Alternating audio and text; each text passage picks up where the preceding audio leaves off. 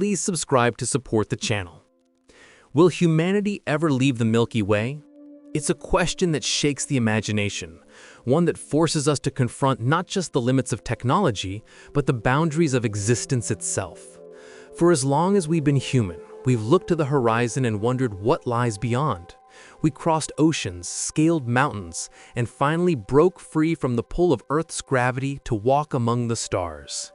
But even as we launch probes into the outer reaches of our solar system, an even greater question looms before us. Can we ever truly escape our galaxy? The Milky Way is our home, a majestic spiral of stars, gas, dust, and dark matter, a glittering island in an endless cosmic sea.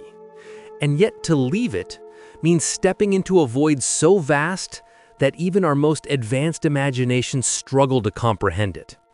It's a challenge that dwarfs every dream of human expansion, every blueprint for starships, and every whisper of intergalactic travel. Think about this. When we say leaving the Milky Way, we're talking about crossing tens of thousands, even hundreds of thousands of light years just to reach its edge. And beyond that, the next major galaxy is millions of light years away. That's not a poetic exaggeration. It's a literal, physical truth. Every photon that leaves our galaxy's stars to travel toward another one will wander through an immense, frozen void for millions of years before ever finding a new home. For now, humanity is a child standing at the shore of a cosmic ocean, gazing out into an infinite expanse we can barely begin to fathom. We send out our small mechanical messengers, Voyager, Pioneer, New Horizons, like bottles cast into a galactic tide. But even in the grand scheme of things, they haven't even left the neighborhood. They haven't even reached the edge of our solar system's influence, much less the edge of the Milky Way itself. So the question, will we ever leave the Milky Way, isn't just about technology or physics. It's about what it means to exist in a universe so vast, so bound by immutable laws, that even our grandest ambitions may never overcome them. It's about the confrontation between the human spirit and the cosmic scale. And as we dive deeper into this question, we'll see that the challenge isn't just distance. It's time, energy, gravity, and even the nature of the universe itself. Because the truth is, as fascinating as it is humbling, the Milky Way may not only be our home, but also our prison. A beautiful, glittering cage stretching across 100,000 light years of stars. And yet, perhaps, just perhaps, that's not a tragedy. Perhaps it's a reminder that even if we can never leave our galaxy, there is still an entire universe within it waiting to be explored. Billions of stars, trillions of worlds, and mysteries beyond imagination. The scale of the Milky Way is almost impossible to comprehend. When we talk about galaxies, we tend to throw around numbers so enormous that they lose their meaning. 100,000 light years across sounds impressive, but what does that really mean? 1 light year is the distance that light travels in 1 year, moving at a speed of nearly 300,000 kilometers every single second. Multiply that by the number of seconds in a year, and you get about 9.46 trillion kilometers for just 1 light year. Now multiply that by 100,000. The result is a number so vast, roughly 946 quadrillion kilometers, that the human mind can barely hold it. That's the diameter of our home galaxy, a swirling disk of stars, planets, and cosmic dust so large that even light, the fastest thing in existence, would need 100,000 years to cross it from one end to another. And yet we often forget that we are sitting inside this colossal structure. When we look up at the night sky and see a faint silvery band stretching across the heavens, that glowing arc is not something far away. It's the very heart of our own galaxy seen from within. Each pinpoint of light is a sun, many of them with their own systems of planets, moons, and perhaps even life. The Milky Way contains at least 100 billion stars, possibly as many as 400 billion, and each of those could have worlds orbiting around them. Even if only a tiny fraction of those stars have planets like Earth, we're talking about millions of potential homes scattered across the galactic sea. And yet the distances between them are so vast, that for practical purposes, they might as well exist in entirely separate universes. Our Sun sits about 26,000 light-years away from the center of the Milky Way, nestled within one of its spiral arms, the Orion Arm. This is our neighborhood, our cosmic suburb, orbiting a supermassive black hole known as Sagittarius A that lies at the galaxy's core. The Sun, along with all the stars, gas, and dust around it, moves in a slow, stately orbit that takes roughly 230 million years to complete a single revolution around the galactic center. That means since the Sun formed 4.6 billion years ago, it has only made about 20 orbits around the heart of the galaxy. Even the idea of traveling across the galaxy becomes absurd when you realize how incomprehensibly slow even cosmic motion really is. Imagine this. If you could somehow build a spaceship that could travel at the speed of light, something that physics itself forbids us to do, it would still take you 100,000 years to journey from one side of the Milky Way to the other. That's longer than the entire history of human civilization. The oldest known human settlements, the first cave paintings, the birth of writing, the rise and fall of empires, all of that has happened in less than 10,000 years. And yet, even traveling at the universe's ultimate speed limit, you would need 10 times that just to cross the place we call home. But we are nowhere near that speed. Our fastest spacecraft, like Voyager 1, are crawling along at around 17 kilometers per second, lightning fast by human standards, but painfully slow on a galactic scale. At that speed, Voyager would take over 1 billion years to cross the Milky Way. That's a time span so immense that stars would live and die, galaxies would collide, and the universe itself would change beyond a recognition before the journey ever finished. When you truly grasp the size of our galaxy, something remarkable happens. Your sense of scale changes completely. Earth, our entire world with its oceans, continents, and atmosphere, becomes a mere dust mote drifting in an endless storm. Even our Sun, a blazing sphere of nuclear fire 1 million times larger than Earth, becomes just one tiny spark among hundreds of billions. And yet, these countless stars together form a grand structure, a flattened spiral stretching across space like a celestial whirlpool, rotating with calm grace as it glides through the cosmos. Every bright cluster, every faint glow, every ribbon of light you see through a telescope is part of this immense system. The distances within the Milky Way are so vast that even radio signals, which travel at light speed, take thousands of years to move between the stars. If a civilization on the far side of the galaxy were to send us a message right now, humanity would not receive it until long after our species had changed beyond recognition or perhaps vanished entirely. To them, our world might not even exist anymore when their signal finally reaches us. Communication, travel, connection, all the things that define civilization start to break down when faced with the sheer immensity of galactic space. And this is just one galaxy among trillions. The Milky Way is part of a much larger structure, a vast cosmic web of galaxies stretching across the observable universe. Each one is a colossal city of stars, and yet even these galactic cities are separated by millions of light years of near-empty space.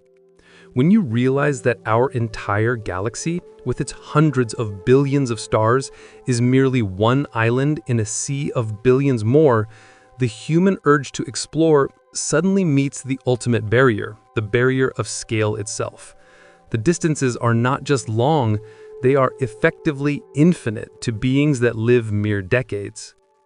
Even our most imaginative visions of the future, faster-than-light drives, warp bubbles, quantum tunnels, begin to look like desperate dreams against the raw enormity of space. The Milky Way is so big that just moving from one of its spiral arms to another could take longer than our species has existed.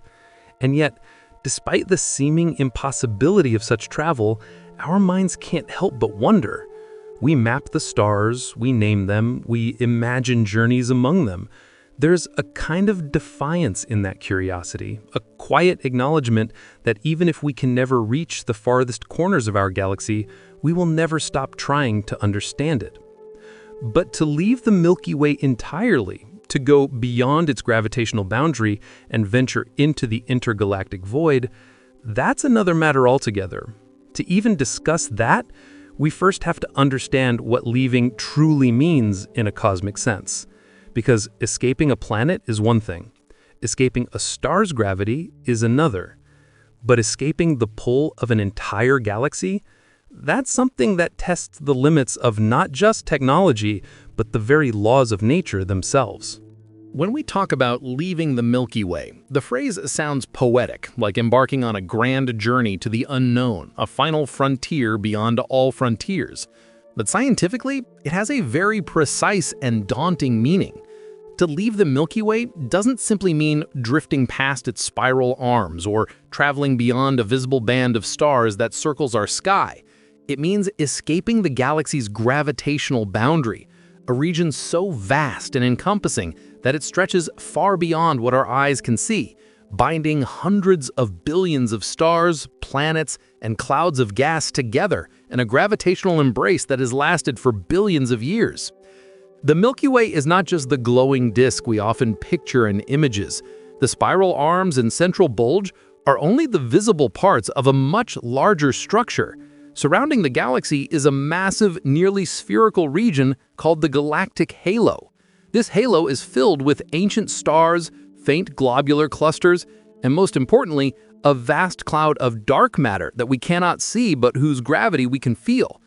This dark matter halo extends for hundreds of thousands of light years in every direction, creating an invisible cocoon that holds the galaxy together. In other words, the edge of the Milky Way is not something you could see or even easily define. There is no sharp boundary, no wall of stars marking where the galaxy ends. Instead, its gravitational influence slowly fades, thinning out into the cold emptiness of intergalactic space. To leave the Milky Way, then, means traveling so far that you no longer feel its gravitational pull, crossing a frontier where the combined mass of all its stars, planets, and dark matter no longer dominates your motion through the cosmos. That distance is staggering. Depending on how one defines the boundary, it could be anywhere from 500,000 to 1 million light-years from the galactic center.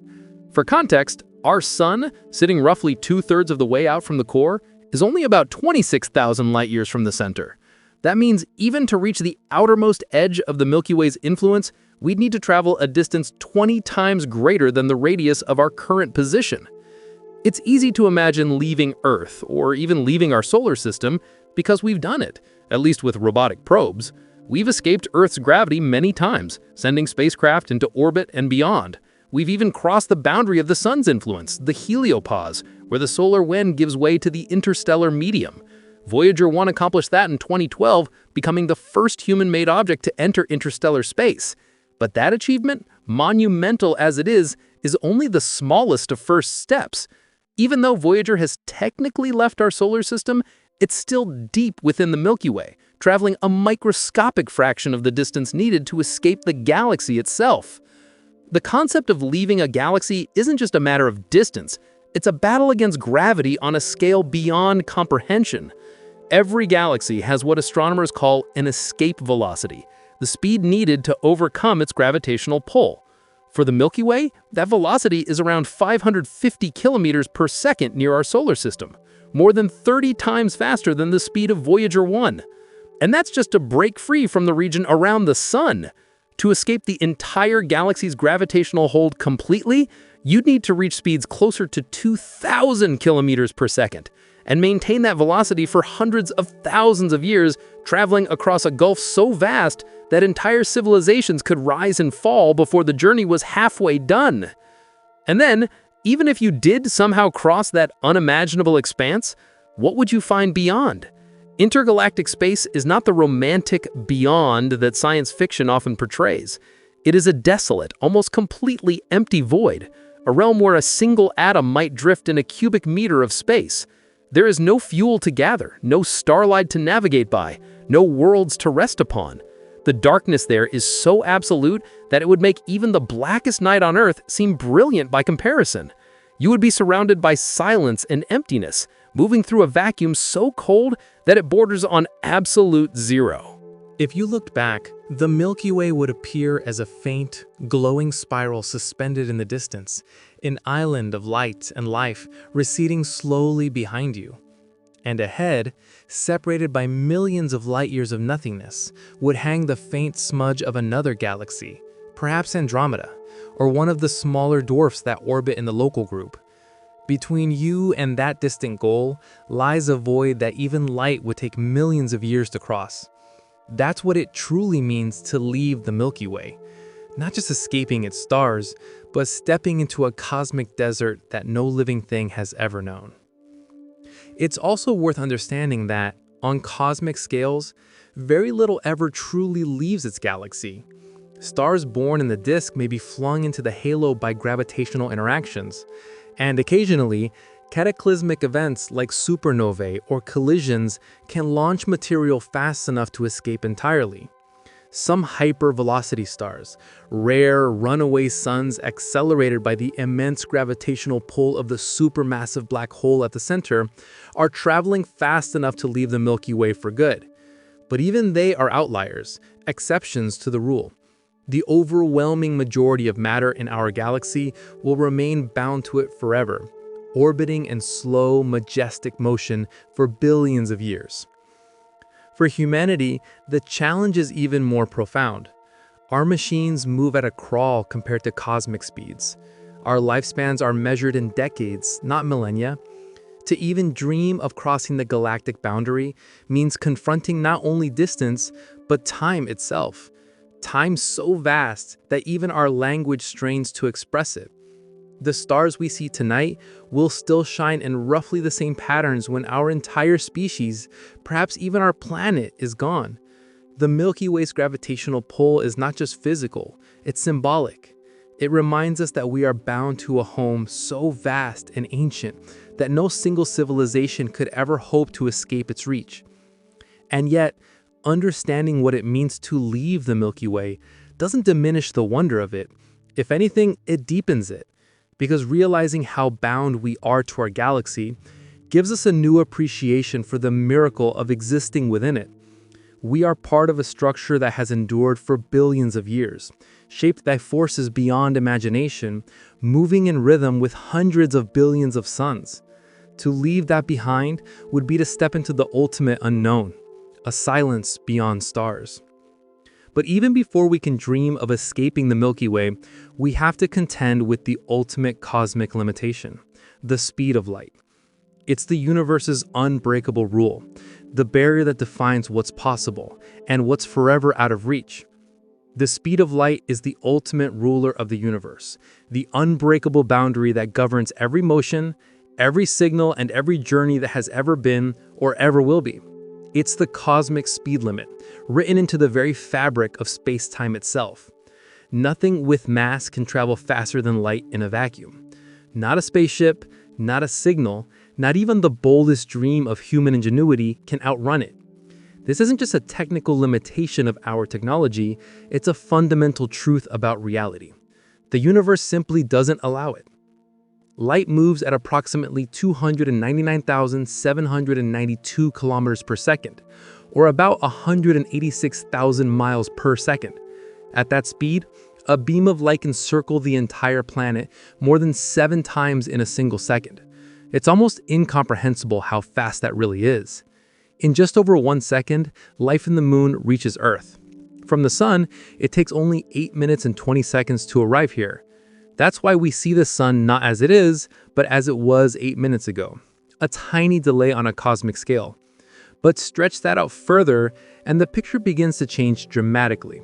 The nearest star system, Alpha Centauri, is 4.37 light-years away.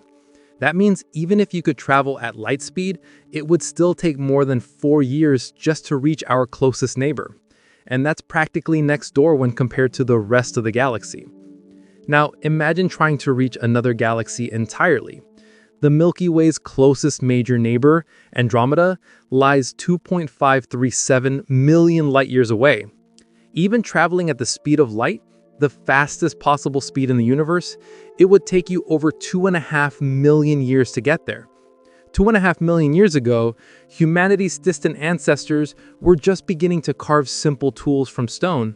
If a spaceship had left Earth back then traveling at the speed of light, it would only just be arriving at Andromeda now. And of course, nothing with mass can actually achieve that speed, so in reality, the journey would take vastly longer. The problem lies in the nature of energy and mass itself. According to Einstein's theory of relativity, as an object with mass accelerates closer to the speed of light, its energy, and thus its effective mass, increases exponentially.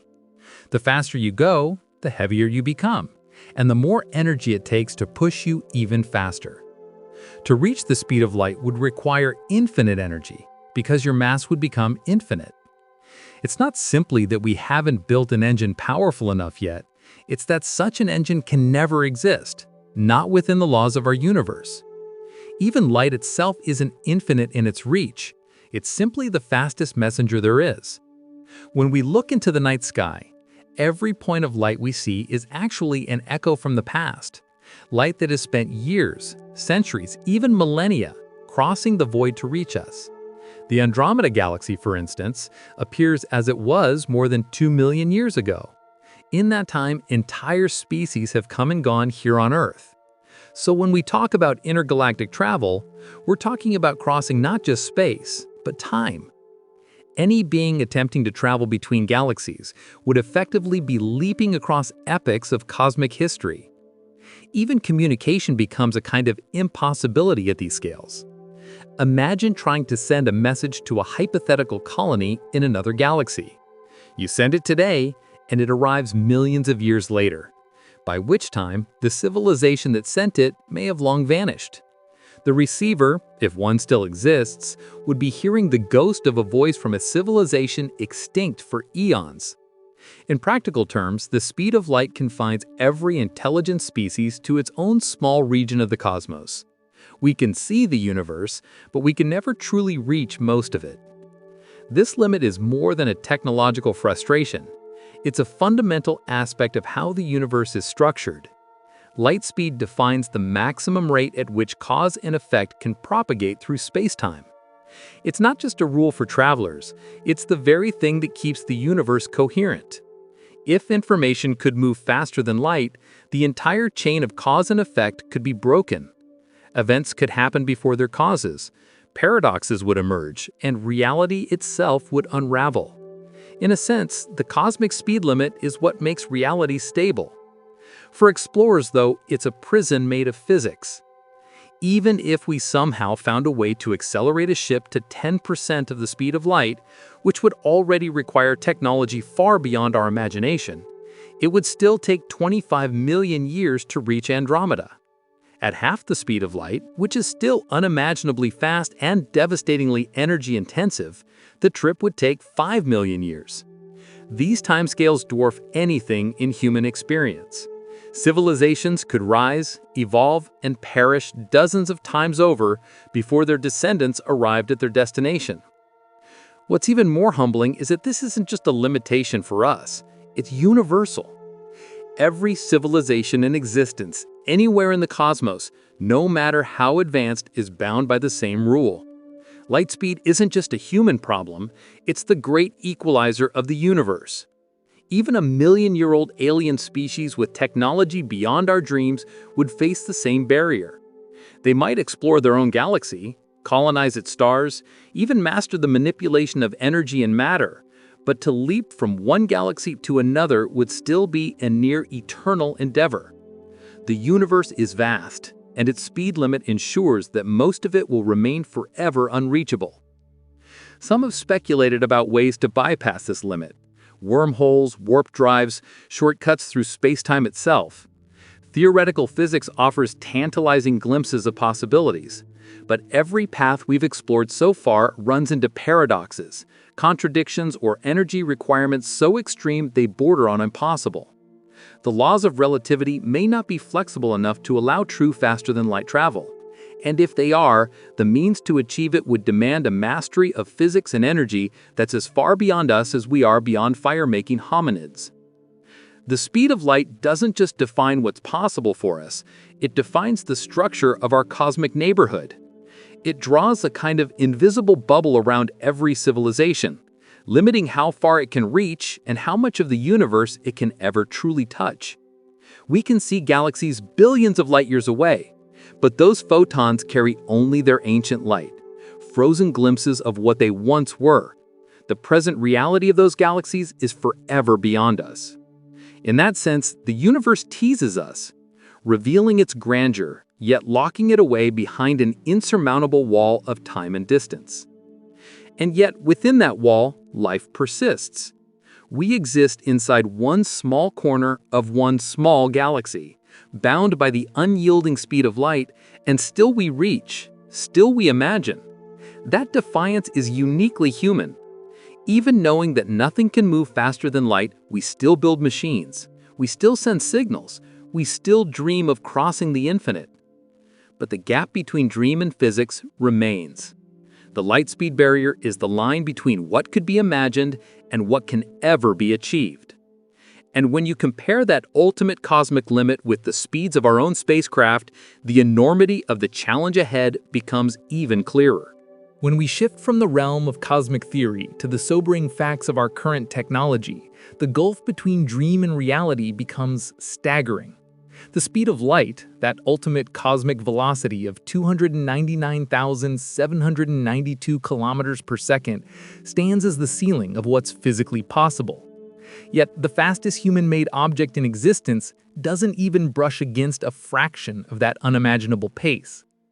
Our spacecraft, though marvels of engineering and ambition, crawl when measured against the distances of space. The fastest among them, the legendary Voyager 1, travels at just about 17 kilometers per second relative to the Sun. That's fast enough to circle the Earth in roughly 40 minutes, a breathtaking speed in everyday terms. But in the cosmic arena, it's barely a shuffle forward. Launched in 1977, Voyager 1 has been racing through space for nearly half a century, carrying with it a golden record, humanity's calling card to the universe. It has long since left the planets behind, crossed the boundary of the Sun's magnetic influence, and entered what scientists call interstellar space. Yet, even now, it's still deep within the Milky Way's vast domain. After traveling more than 24 billion kilometers from Earth, it hasn't even escaped the gravitational pull of the Sun entirely. It's moving, yes, endlessly, silently. But when you compare its progress to the scale of our galaxy, it's practically motionless. To grasp just how slow this is on galactic terms, consider the math. The Milky Way is roughly 100,000 light-years across. A light year, as we've said, equals about 9.46 trillion kilometers. That means the galaxy spans nearly 1 quintillion kilometers, a number so enormous that it defies imagination. Voyager 1's speed of 17 kilometers per second translates to about 61,200 kilometers per hour, or roughly 0.000057% the speed of light. At that rate, to cross the Milky Way from one end to the other would take roughly 1.7 billion years. To merely reach the outer edges of the galaxy, where its gravitational influence begins to fade, would require hundreds of millions of years. Let that sink in. Our fastest spacecraft, the pinnacle of 20th century engineering, would take longer to leave the Milky Way than the age of most species that have ever lived on Earth. It would outlast entire epochs, watch stars form and die, and still have countless millennia to go before drifting into the intergalactic void. Voyager 1 will eventually leave the galaxy, yes, but not for tens or hundreds of billions of years. By the time it truly escapes the Milky Way's pull, our sun will have long since burned out, the Earth will be gone, and the universe itself will look entirely different. Even our newer spacecraft, equipped with modern propulsion methods, haven't improved dramatically in terms of galactic travel. The Parker Solar Probe, launched in 2018, currently holds the record for the fastest human-made object, reaching speeds of around 700,000 kilometers per hour as it slingshots close to the Sun. That's about 200 kilometers per second, astonishing by human standards, but still less than 0.07% the speed of light. Even if we could somehow sustain that speed in a straight line out of the galaxy, the trip would still take about 1.7 billion years to cross it completely. These numbers reveal a brutal truth. At our current level of technology, interstellar, let alone intergalactic travel, is effectively impossible. Even reaching the nearest star system, Alpha Centauri, at Voyager speed would take over 75,000 years. That's longer than the entire history of modern humanity. The pyramids of Egypt, the rise of agriculture, every civilization we've ever known, all of it fits within a fraction of that time. And yet that journey, long as it is, would only take us 4 light years, not even a blink on the scale of a galaxy spanning 100,000 light years. Some might argue that technology evolves, that one day we'll move faster. And yes, progress continues. Ion propulsion, nuclear thermal rockets, solar sails, each of these offers incremental improvements, but none come close to breaking the fundamental limits of speed and energy imposed by physics. The fastest ion engines ever built, like NASA's Dawn spacecraft, accelerate slowly but efficiently, reaching speeds of about 10 kilometers per second relative to their starting point. That's enough to explore our solar system with elegance and patience, but utterly insufficient for galactic travel. To put this in perspective, imagine shrinking the Milky Way down to the size of a large country, say the continental United States. At that scale, our entire solar system would be smaller than a grain of sand. Voyager 1, after nearly 50 years, would have moved less than a millimeter away from that grain.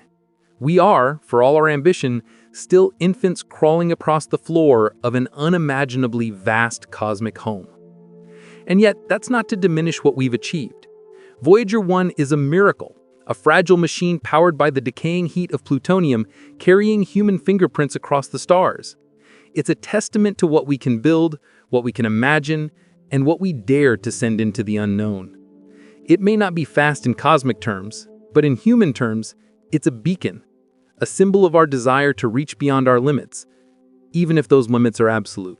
But as awe-inspiring as Voyager's journey is, it also forces us to confront a sobering reality. If we ever hope to travel between the stars, let alone beyond our galaxy, we need propulsion methods that defy our current understanding of energy. Rockets powered by chemical fuel, even nuclear fusion, are pitifully inadequate for such tasks.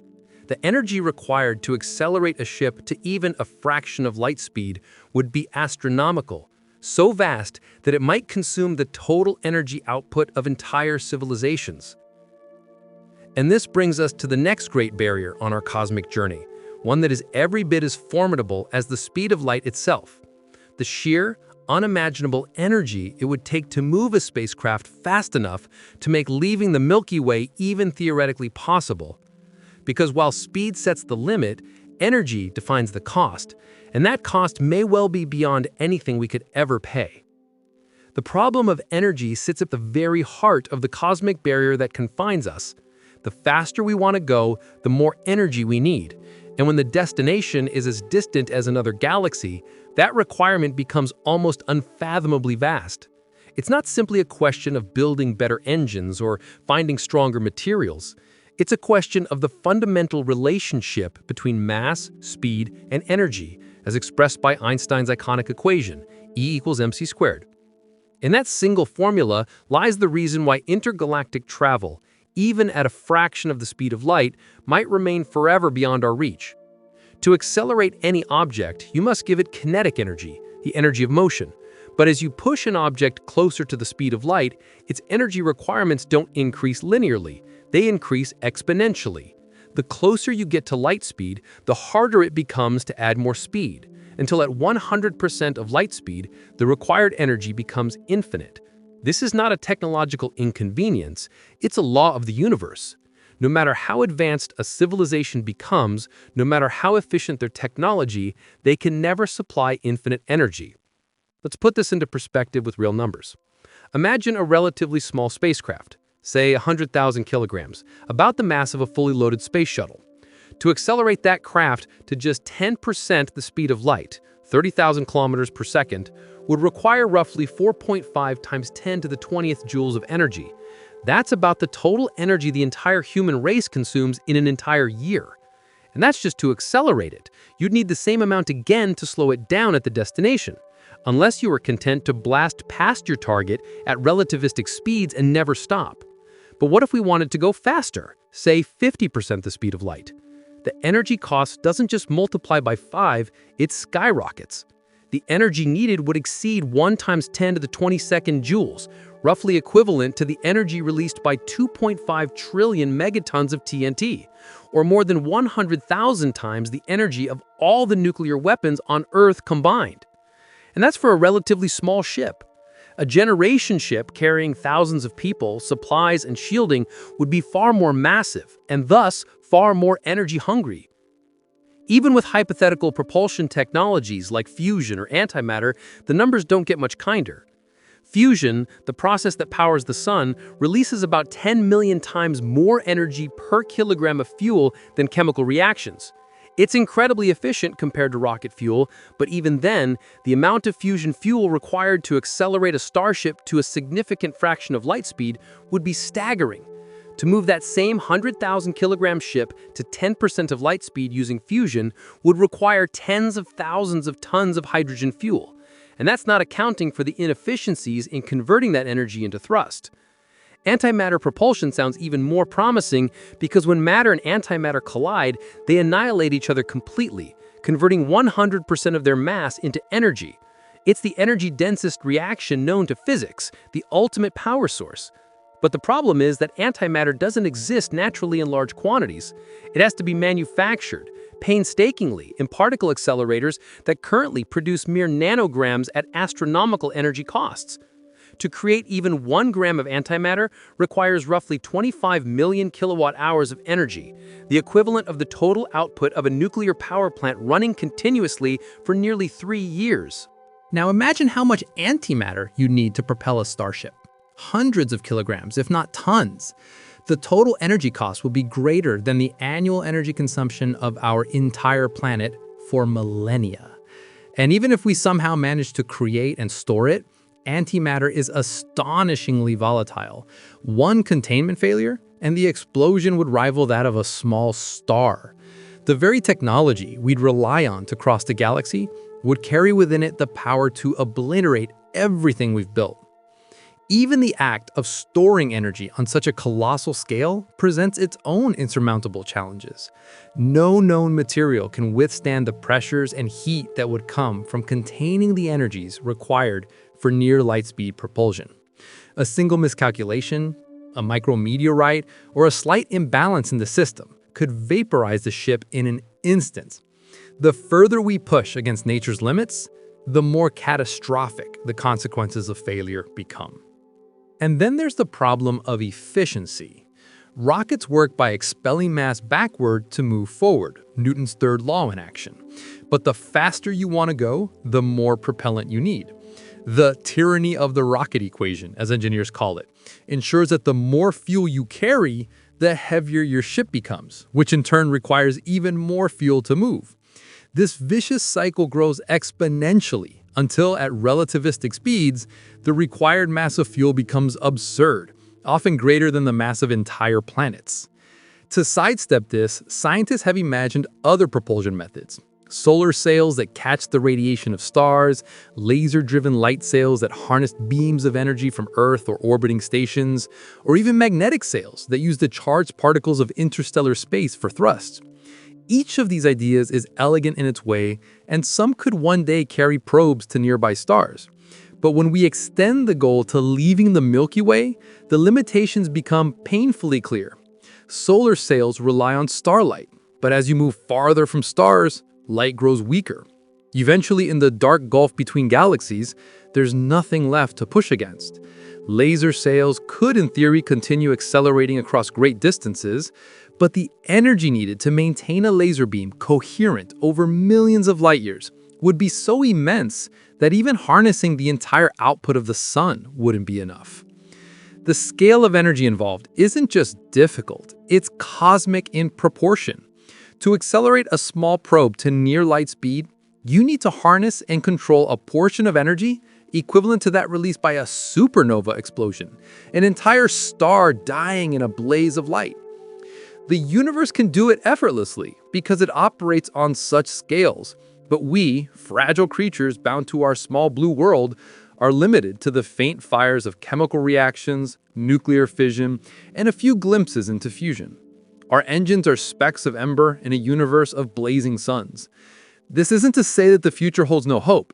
Perhaps one day humanity or its descendants will unlock new forms of energy, tapping the vacuum energy of space itself, manipulating quantum fields, or discovering physics we cannot yet imagine. But with our current understanding, even the smallest step toward galactic escape demands power far beyond our reach. The energy problem, at its core, reveals the deeper truth of our cosmic situation. The laws of physics are not cruel, but they are uncompromising. They allow us to exist, to think, to dream, but they set boundaries we cannot cross without consequence. And even if we could somehow gather the unimaginable energy to propel ourselves to a fraction of light speed, time itself would begin to distort in strange and haunting ways, bending around us as we approach the very edge of physical possibility. Because as Einstein also showed us, speed and time are bound together. And once we begin to move near the speed of light, time begins to slow, to stretch, to warp, creating a universe where a single voyage can mean a lifetime for one traveler and an eternity for another. As we begin to imagine traveling at a significant fraction of the speed of light, the universe starts to behave in ways that are profoundly counterintuitive. According to Einstein's theory of relativity, time is not a fixed universal constant. It is intimately tied to speed and gravity. The faster you move relative to an observer at rest, the slower time passes for you compared to them. This phenomenon, known as time dilation, is not a science fiction concept. It has been experimentally verified countless times, from high-speed particles in accelerators to precision measurements with atomic clocks on orbiting satellites. At everyday speeds, this effect is imperceptible. But as you approach the speed of light, it becomes both extreme and unavoidable. Imagine a spacecraft accelerating toward 90% the speed of light. For the people aboard, time would appear to pass almost normally. Their clocks tick, they eat, sleep, and live as if nothing has changed. But for observers back on Earth, those same travelers would appear to move in slow motion.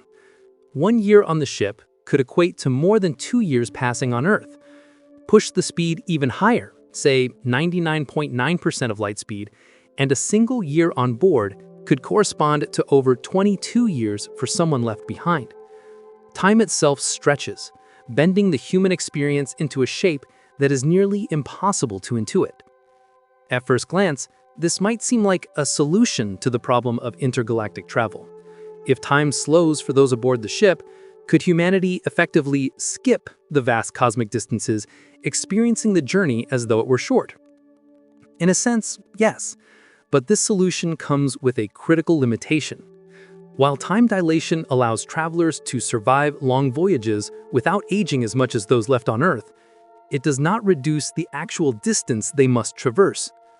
Crossing millions of light years still takes millions of years in the galaxy's frame of reference. The universe doesn't shrink, and the immense distances remain. Even if a spaceship could approach light speed, and the passengers aged only decades while traveling, the galaxy outside continues on its own slow march. Stars rotate, galaxies move, and cosmic expansion continues.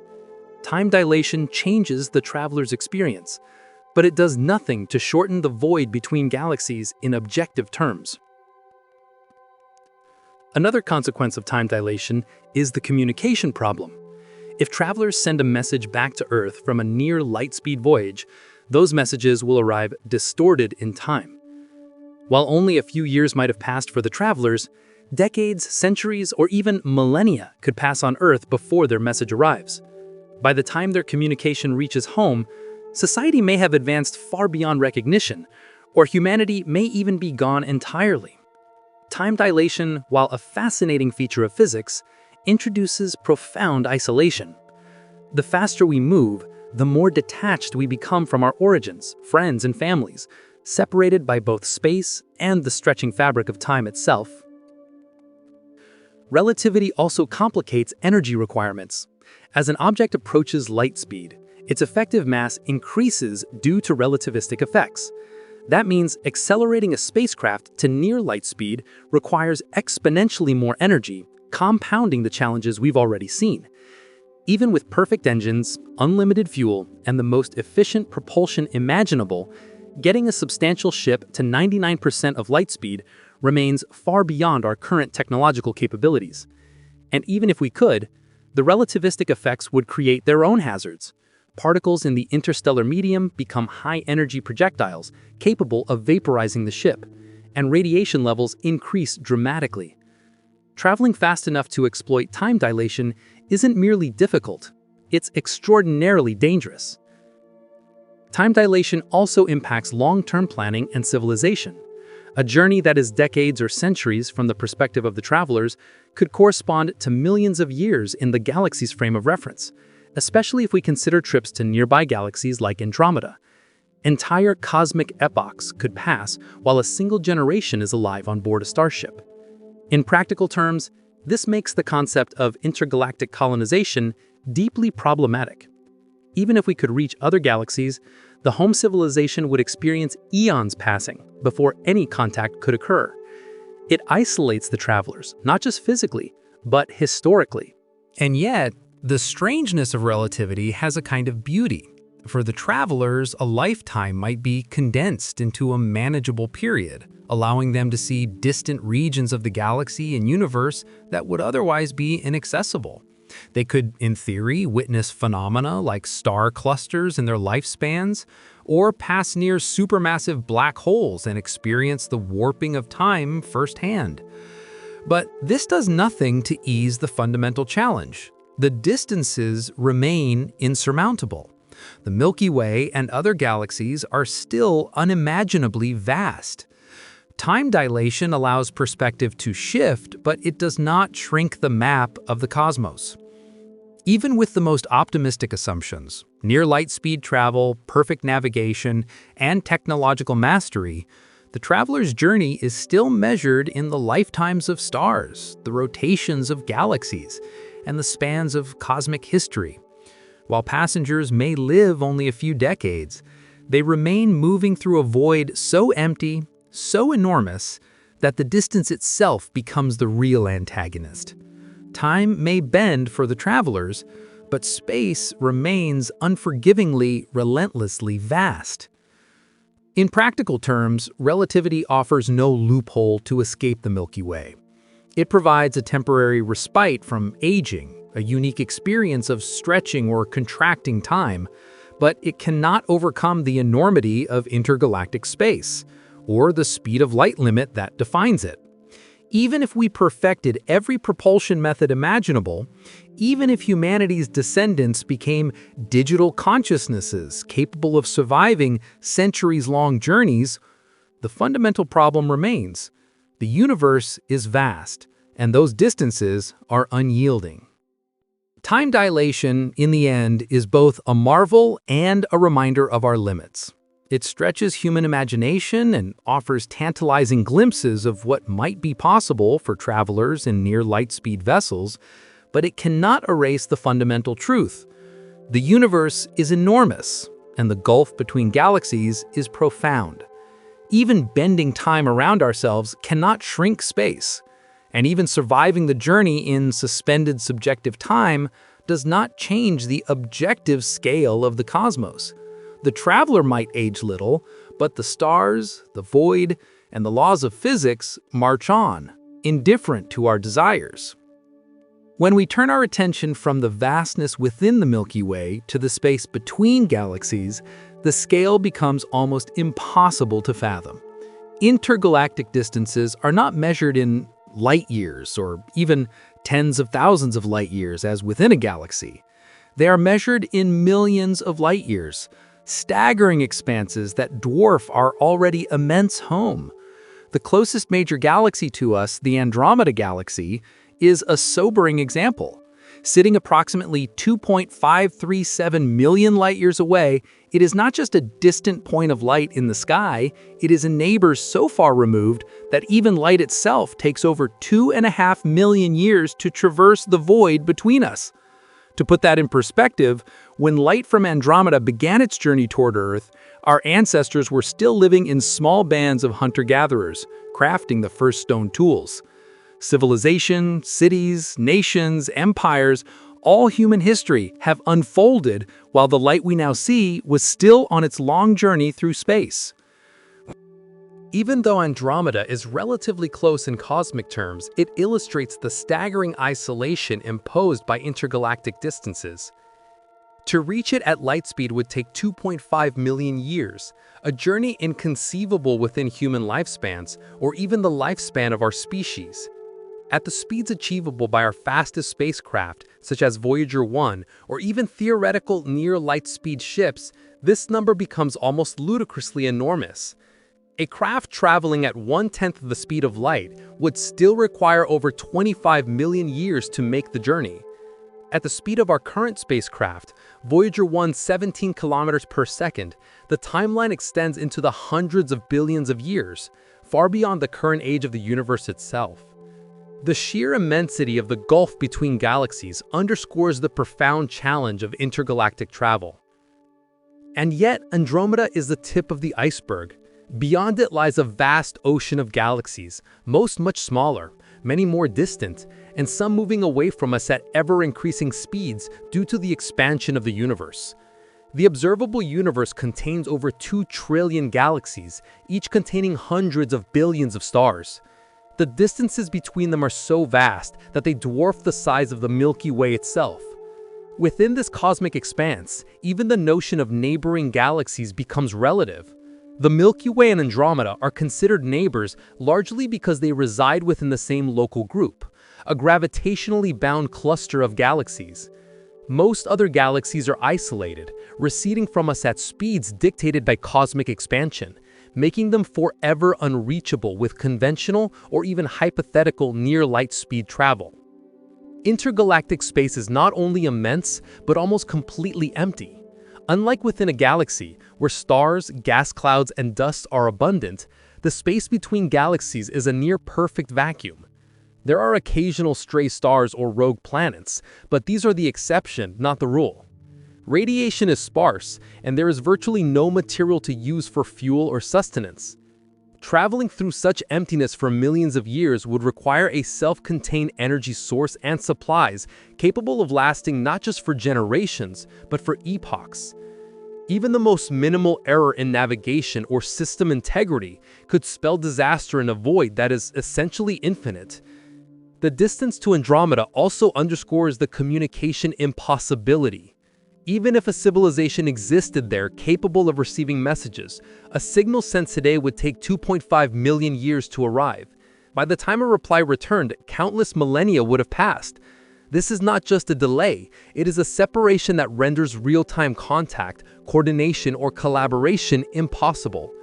In practical terms, intergalactic distances isolate every galaxy as a near-independent bubble in the universe. No matter how vast we might become, the vast majority of cosmic neighbors will remain forever out of reach, invisible to our influence, and unreachable by our presence. These enormous distances also make intergalactic navigation a challenge beyond comprehension. Stars move over time, galaxies rotate, and the universe itself expands. A spacecraft that set off towards Andromeda today would need to account for the galaxy's future position millions of years in advance, while also navigating through a nearly empty, radiation-filled void. Even minor miscalculations could result in missing the target by thousands of light years, an error that would render the mission effectively futile. And with intergalactic travel, course corrections are far from trivial. Every maneuver requires energy, and in the absence of nearby stars or resources to harvest, the cumulative energy requirements grow dramatically. The distances also highlight a fundamental reality. Traveling to even the closest galaxy is not just a technical problem. It is a challenge of time, patience, and perspective. A journey to Andromeda is not a voyage that a human or even a civilization can realistically complete. The scales involved are so far beyond human experience that our minds struggle to intuit them. The trip would span epochs of history and evolution, effectively separating travelers from their civilization and transforming the mission from a feat of exploration into a generational odyssey that may last longer than entire galaxies exist in their current form. And yet, knowing that Andromeda lies so close in cosmic terms, a mere 2.5 million light-years away, also offers a unique perspective on our place in the universe. We are bound within a galaxy whose dimensions are already enormous, yet we exist within a cluster where gravitational interactions with neighbors are slowly shaping the future. Andromeda's approach toward the Milky Way at roughly 110 kilometers per second foreshadows an inevitable future merger in approximately 4 billion years. In other words, while leaving the Milky Way is virtually impossible, cosmic motion ensures that interactions with other galaxies will happen regardless of our efforts. Even the universe seems to have a way of bringing the distant near, not by our movement, but by the slow dance of gravity over unimaginable timescales. Understanding intergalactic distances forces a kind of cosmic humility. For all our technological achievements, all our ambitions to explore and colonize, the universe sets limits that are not just inconvenient, they are absolute. The void between galaxies is not a challenge that better engines or clever designs can overcome. It is a gulf that defines the structure of reality itself. Even the fastest spacecraft, powered by technologies that currently exist only in theory, would take millions of years to bridge these gaps. In practical terms, Andromeda and other galaxies remain untouchable, their stars and worlds forever beyond our reach. Yet, in recognizing these distances, we also gain a deeper appreciation for what lies within our own galaxy. The Milky Way, enormous though it is, contains hundreds of billions of stars, countless planets, and infinite mysteries to explore. Perhaps the impossibility of intergalactic travel is less a tragedy than a challenge.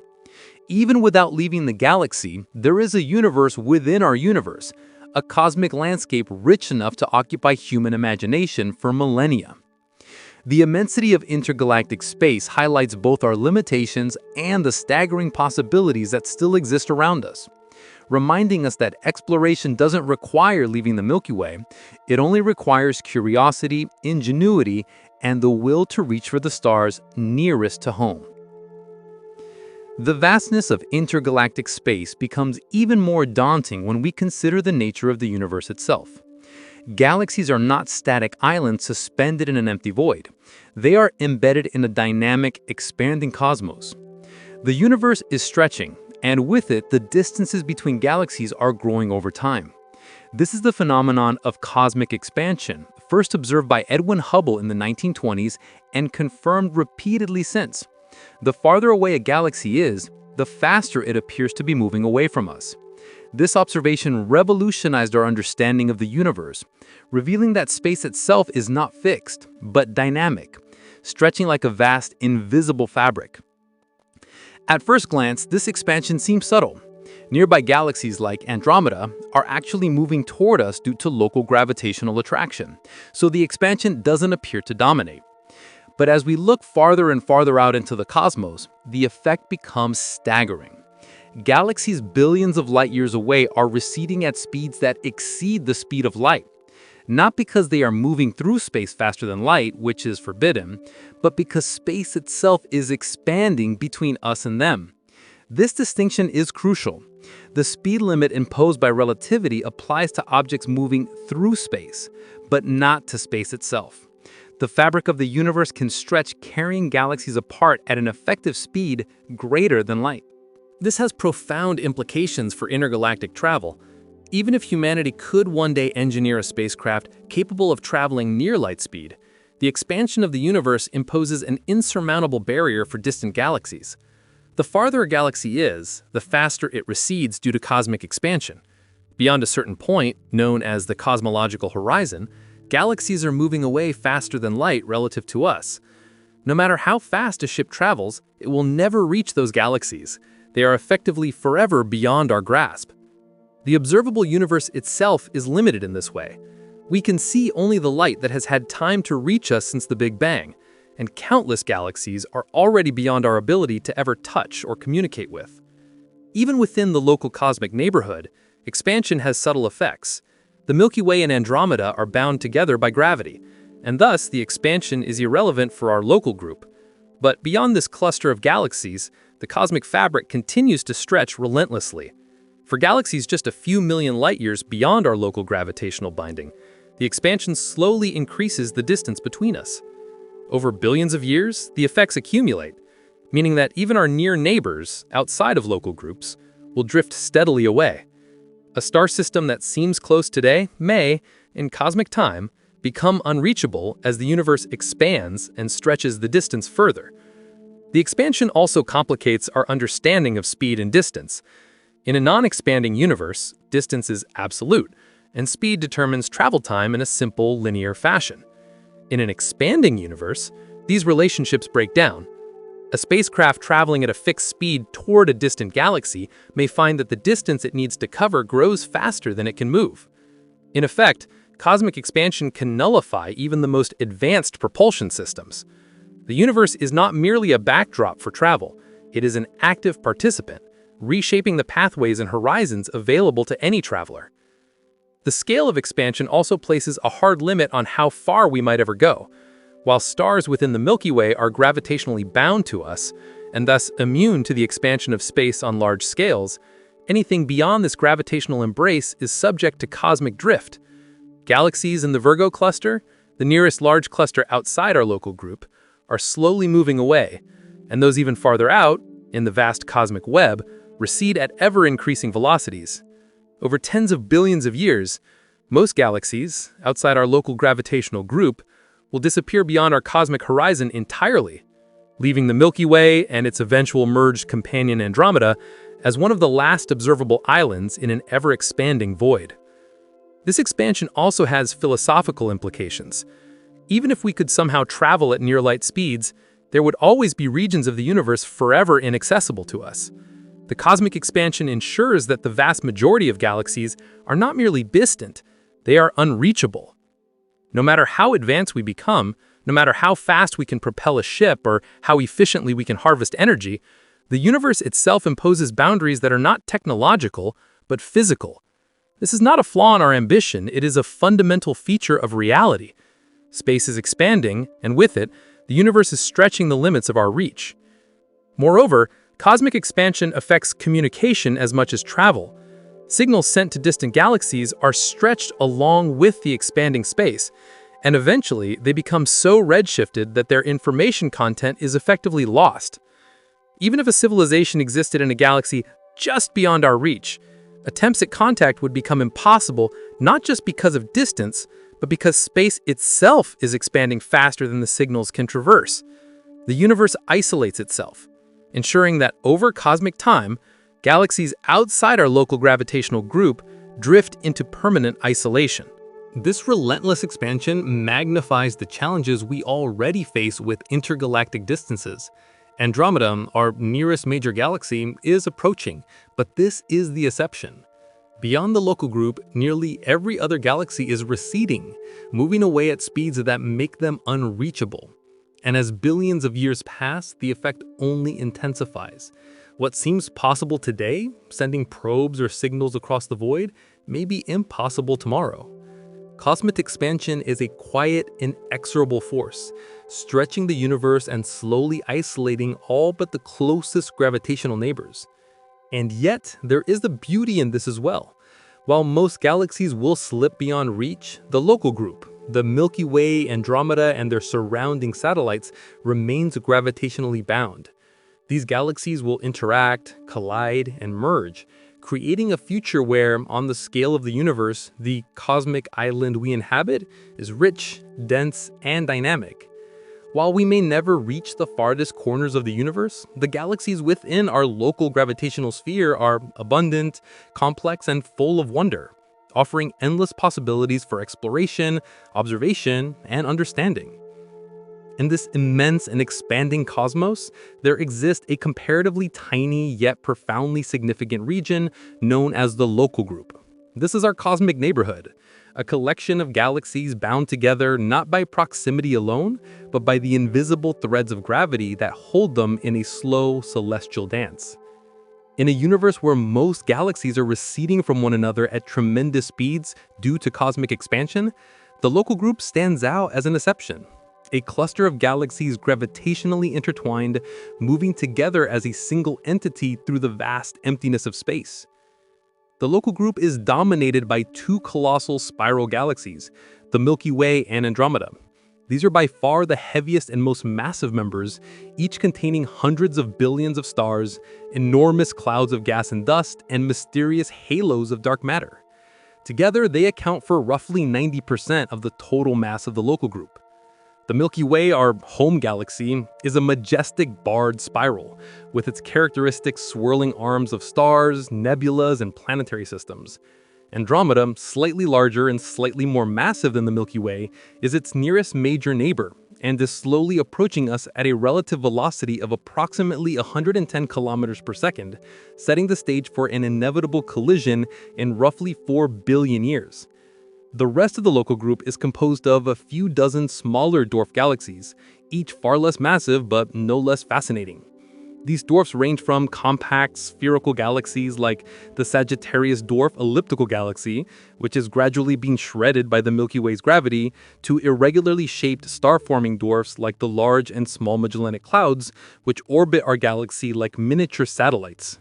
Though tiny compared to the Milky Way or Andromeda, these dwarf galaxies play a vital role in the gravitational architecture of the local group. Their interactions, mergers, and tidal disruptions contribute to the evolution of the larger galaxies and add to the complex ballet of stars and dark matter that defines our neighborhood. One of the most remarkable features of the local group is how it illustrates the delicate balance of gravitational forces. Despite the universe expanding, the galaxies within the local group remain bound together because their mutual gravitational attraction exceeds the expansion effect on this scale.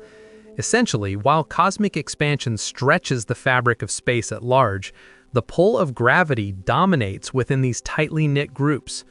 Without gravity, even our closest neighbors would drift away, carried apart by the relentless expansion of the cosmos. Within the local group, however, galaxies orbit, interact, and eventually merge, creating a small but rich cosmic ecosystem distinct from the far more isolated galaxies that lie beyond. The local group is not static. It is a dynamic system in motion. Galaxies orbit a common center of mass, weaving complex trajectories over billions of years. The Milky Way and Andromeda, for example, are on a slow-motion collision course. When they eventually meet, their interaction will not be an instantaneous cataclysm, but a drawn-out, gravitationally complex process. Their stars, separated by vast distances, will rarely collide directly, but the galaxy's structures will distort. Tidal tails will form, and over billions of years, they will eventually merge into a single massive elliptical galaxy, sometimes referred to as Milkomeda. This process is a natural consequence of their gravitational relationship within the local group, a reminder that our galactic neighborhood is alive with motion, even if it unfolds on timescales far beyond human comprehension. Beyond the Milky Way and Andromeda, the dwarf galaxies add texture and complexity to the local group. Some are orbiting the major galaxies like moons, some are in the process of merging, and others are scattered in more isolated regions, influenced subtly by the combined gravitational pull of their larger neighbors. Observations of these dwarfs provide crucial insights into the distribution of dark matter, the unseen substance that constitutes the majority of mass in the local group. Dark matter forms halos around each galaxy, extending far beyond the visible stars and gas, and serves as the invisible glue keeping the local group together. Without it, these galaxies would not remain gravitationally bound, and the cluster could not exist as a coherent structure. The local group also offers a striking contrast to the broader universe. While intergalactic distances are often measured in millions of light years, the galaxies in our group are much closer together. For example, the Andromeda galaxy is 2.537 million light-years away, a distance vast by human standards, but minuscule when compared to galaxies beyond our gravitational neighborhood. The nearest dwarf galaxies are only tens of thousands of light-years away, orbiting the Milky Way in relatively tight elliptical paths. This proximity allows astronomers to study galactic dynamics, star formation, and gravitational interactions in detail, offering a laboratory for understanding the universe at large.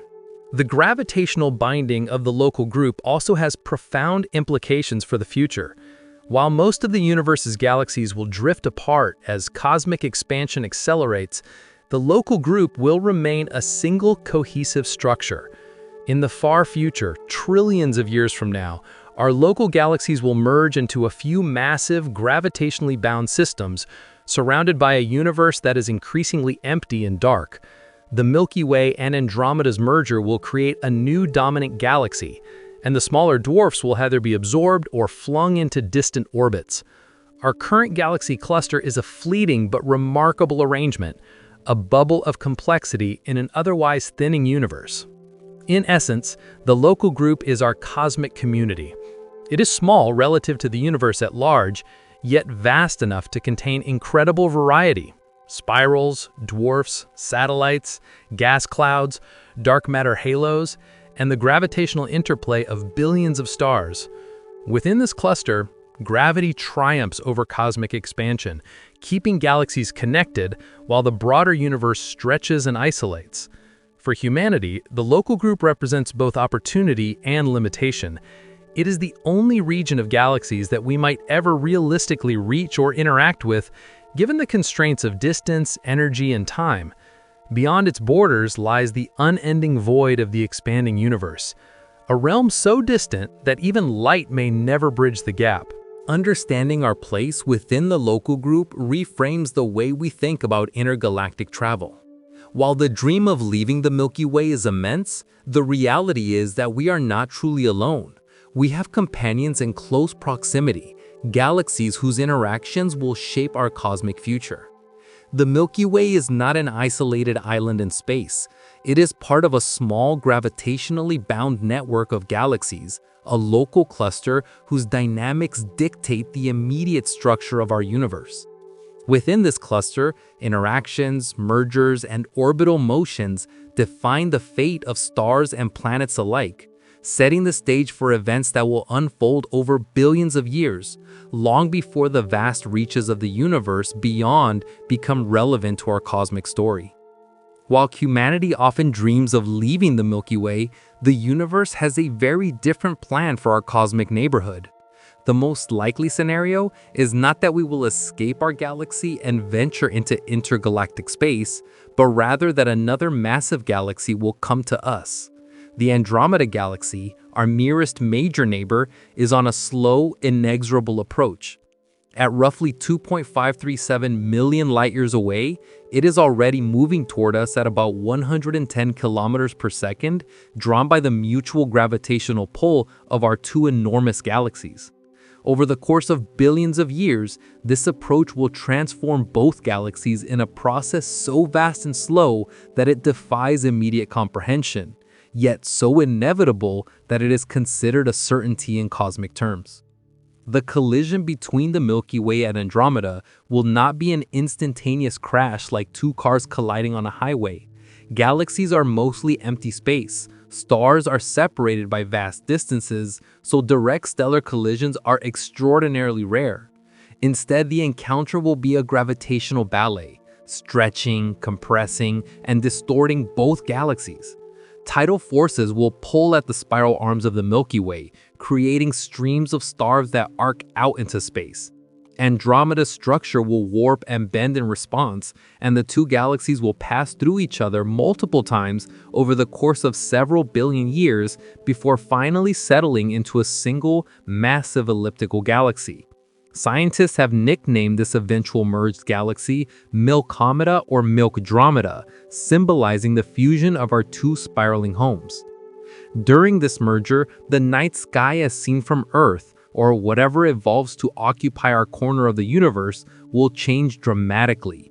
Over millions of years, Andromeda will grow larger and brighter in the sky, eventually dominating the firmament, stretching across it as a spectacular elongated presence. The familiar Milky Way will slowly transform into a pinwheel of stars into something unrecognizable. Yet for the stars themselves, very few will collide directly. Even our Sun, currently about 25,000 light-years from the galactic center, is likely to survive the merger unscathed, though its orbit may be thrown into a new, highly elliptical path around the newly formed galactic center. This future collision is more than a cosmic spectacle. It is a profound reminder of the dynamic nature of galaxies. While we may be tempted to think of galaxies as static islands in space, they are in fact constantly in motion, pulled and shaped by gravity over immense timescales. The Milky Way itself has undergone countless mergers and accretions of smaller galaxies over its history, assimilating dwarf galaxies and star clusters into its spiral arms. The Andromeda collision is simply the largest and most dramatic event we can anticipate in our local cosmic environment. From a practical perspective, this impending merger underscores the futility of attempting to leave the Milky Way. Even if intergalactic travel were technologically feasible, the very galaxy we call home is not static. It is moving, interacting, and destined to merge with another galaxy. Instead of leaving, the universe will bring another galaxy to us, reshaping our cosmic environment in a way that no human technology could alter.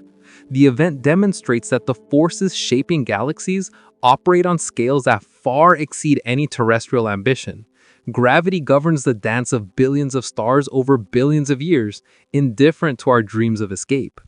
Moreover, this merger has implications for our understanding of cosmic evolution. As Milky Way and Andromeda merge, the resulting galaxy will eventually stabilize into an elliptical form, less structured than the current spirals. Star formation will decline over billions of years as much of the gas available for new stars is either used up or ejected. The local environment of the solar system, or whatever replaces humanity, will be dramatically altered. Regions that were once serene and predictable may become more chaotic, with stars redistributed, clusters torn apart, and stellar orbits radically altered. Even within the relative safety of a merged galaxy, the dynamism of cosmic evolution ensures that life, if it persists, will experience a universe very different from the one we inhabit today. This inevitable collision also highlights a cosmic truth. We are passengers in a universe governed by forces far beyond our control. For all our technological ambition, for all our dreams of exploration and expansion, we cannot dictate the motion of entire galaxies. While we might imagine fleeing to the stars or even other galaxies, the ultimate trajectory of the Milky Way is dictated by gravity, a force that moves unrelentingly across the vast distances of space. We may build ships and explore planets, but the galaxy itself, and indeed the local group, evolves on scales both massive and slow, indifferent to our human intervention. In a way, the approaching Andromeda collision reframes humanity's relationship with our galaxy. Rather than leaving, we will be witnesses, and perhaps participants, to one of the grandest events the universe can offer. The Milky Way is not merely a static backdrop for our existence. It is a dynamic entity, a living structure in cosmic motion. Over the next 4 billion years, its interaction with Andromeda will reshape the very architecture of our neighborhood, merging two massive spirals into a single gravitationally stable system. In this context, leaving the Milky Way becomes less relevant. The galaxy we inhabit is not a fixed home, but a malleable, evolving entity whose future is already written in the laws of physics. The impending merger also provides perspective on scale and patience. 4 billion years is almost inconceivably long relative to human lifespans.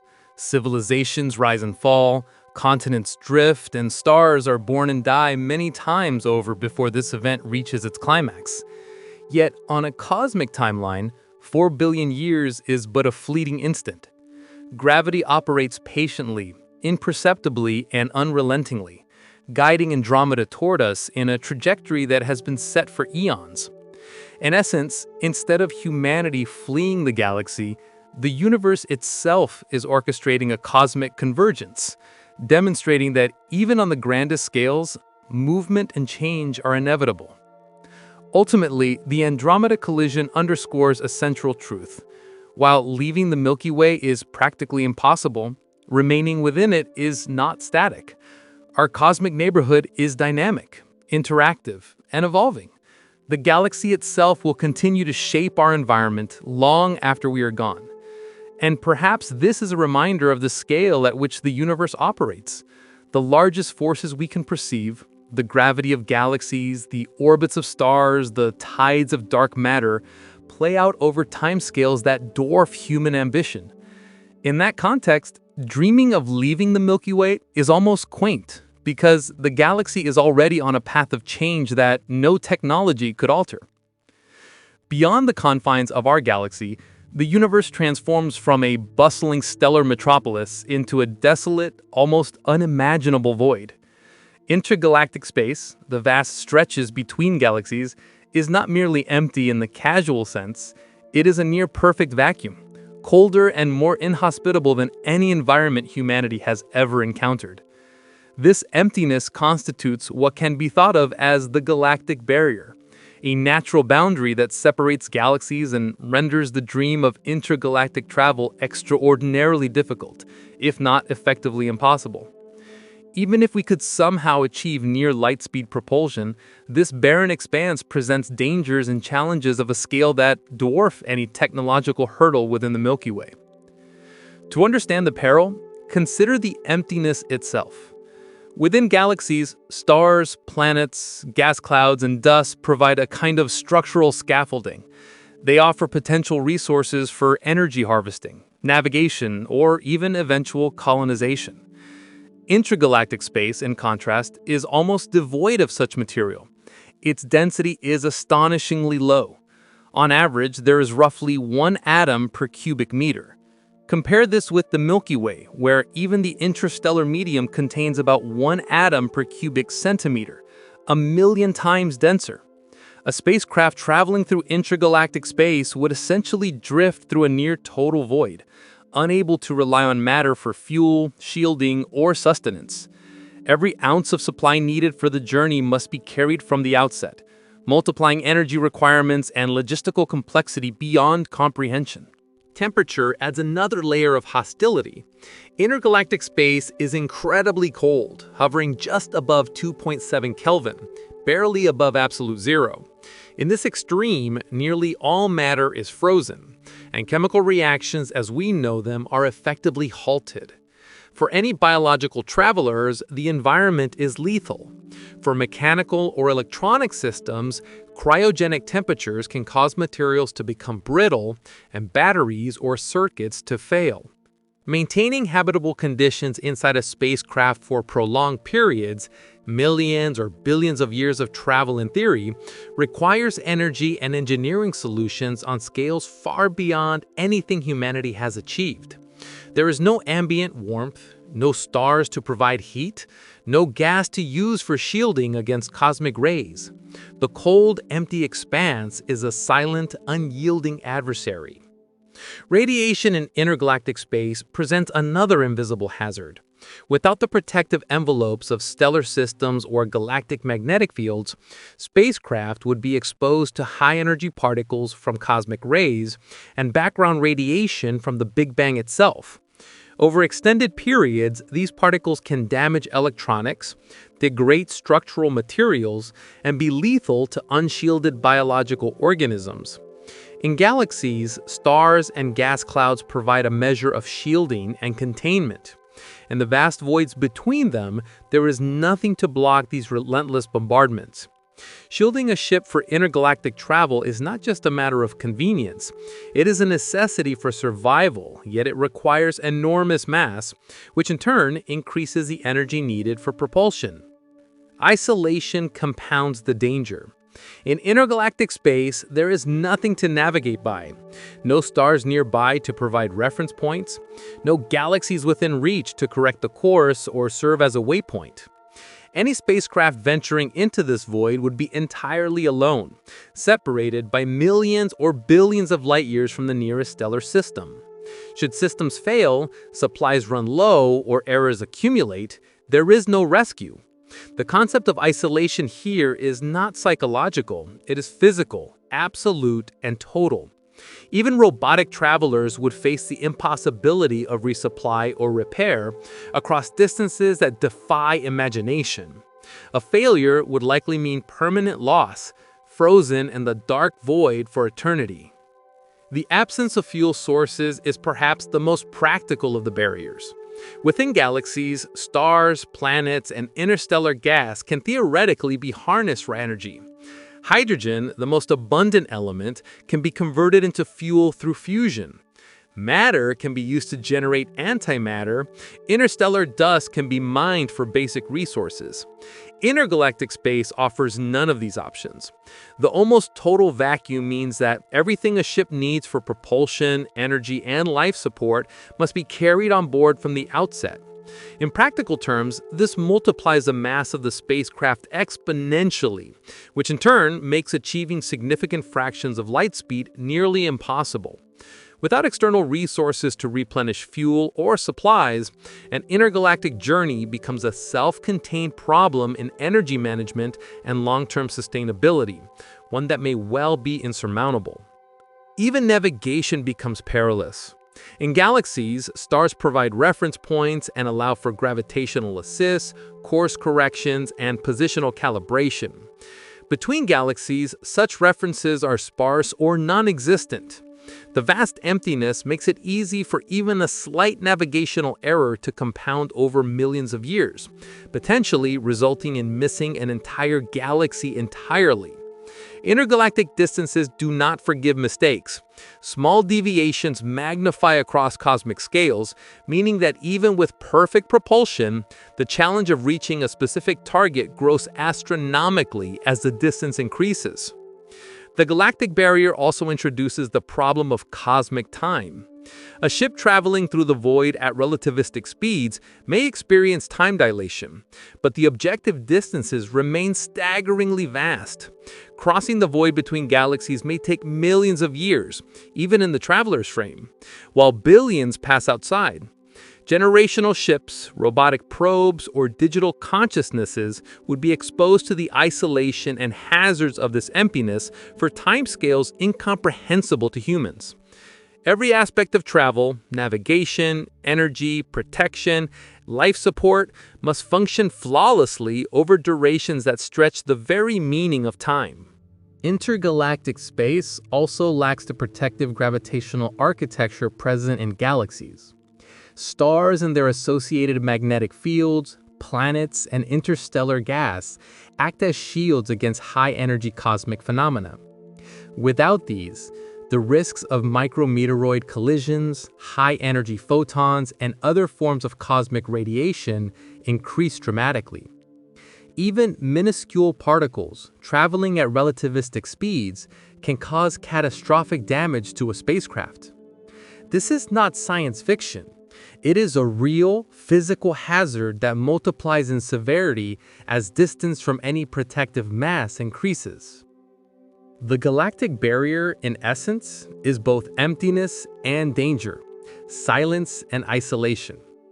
It is a frontier that humanity can observe, dream about, and measure, but one that may forever lie beyond reach. While stars and planets within the Milky Way offer a playground for exploration, the void between galaxies is unyielding. There is no fuel, no shelter, no warmth, and no rescue. It is a cosmic wilderness on the grandest scale, indifferent to human desire, and governed entirely by the unforgiving rules of physics.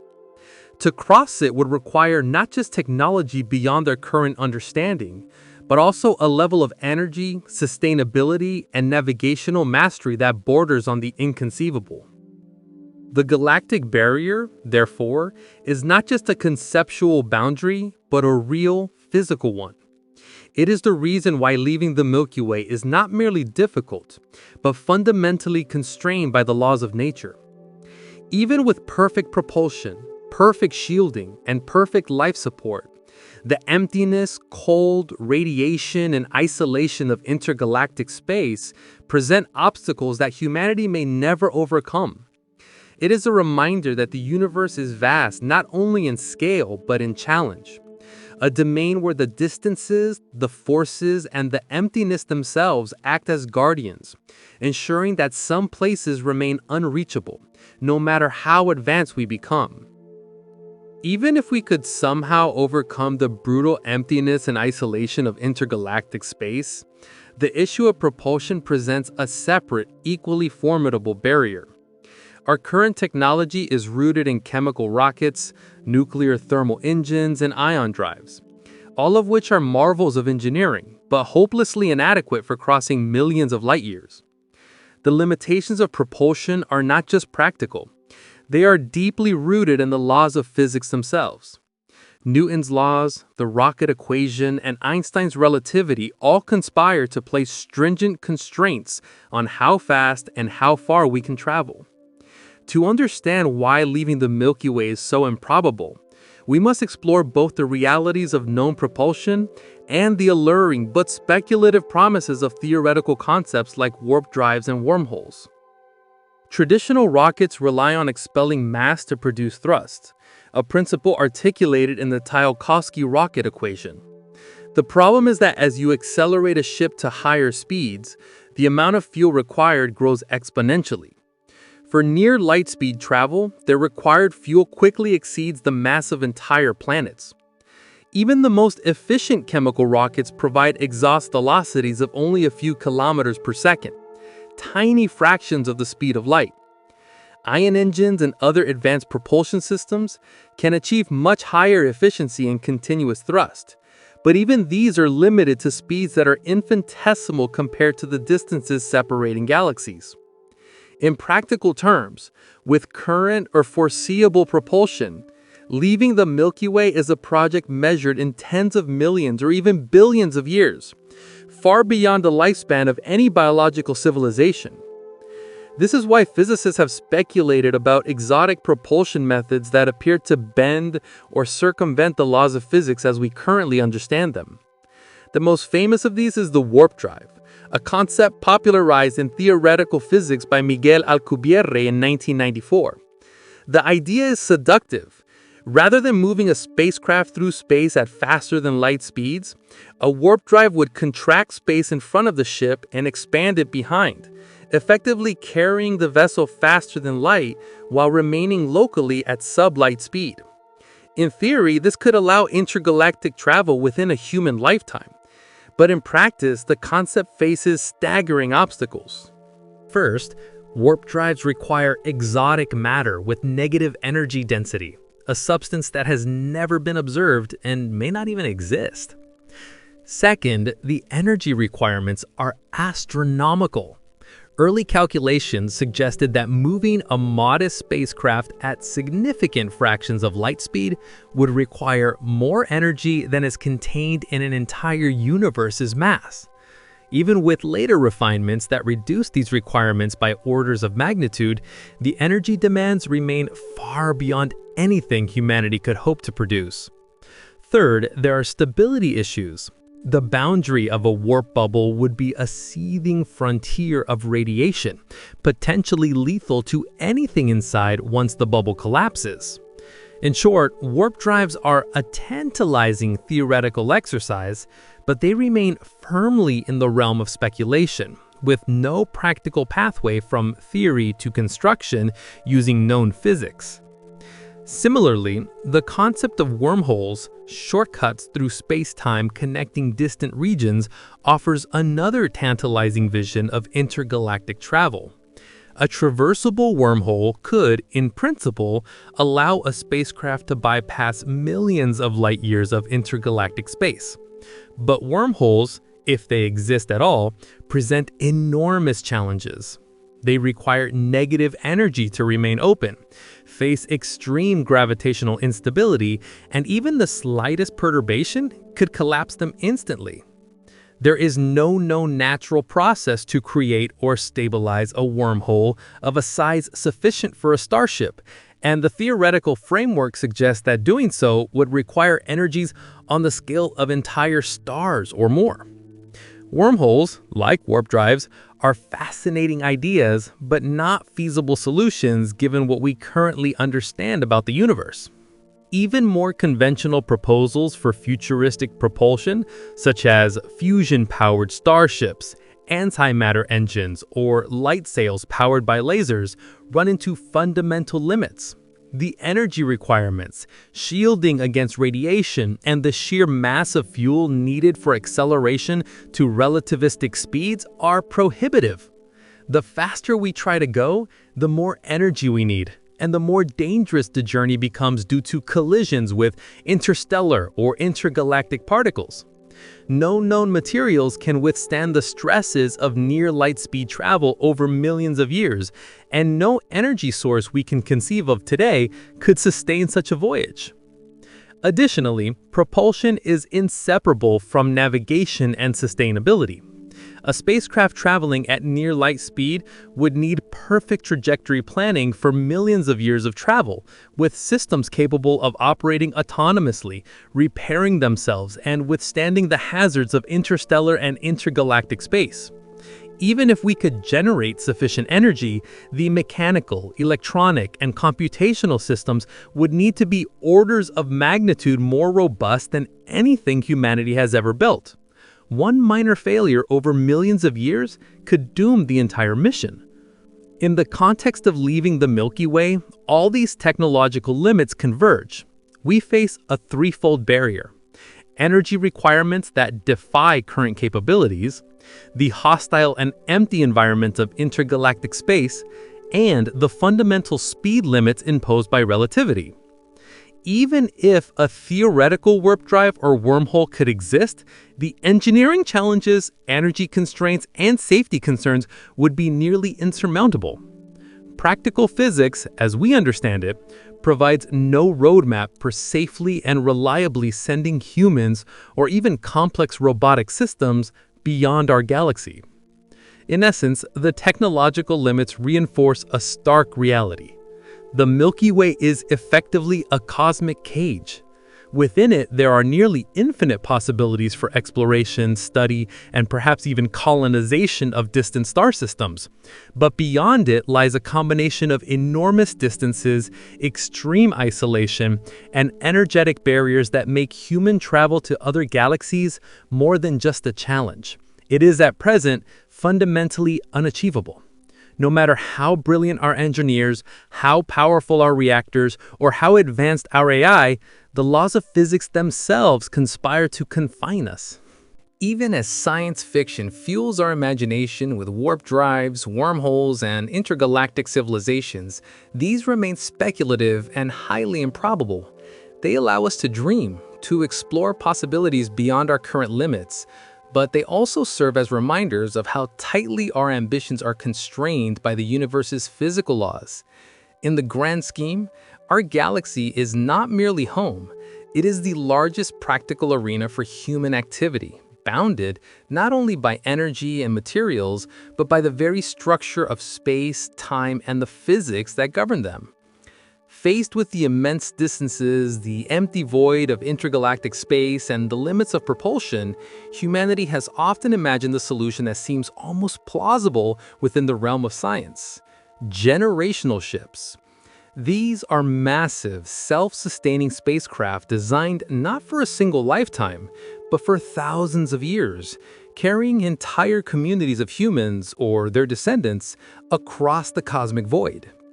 In theory, a generational ship could circumvent the problem of human lifespan, traveling for tens of thousands or even millions of years, slowly approaching distant stars, or in the most extreme visions, leaving the Milky Way entirely.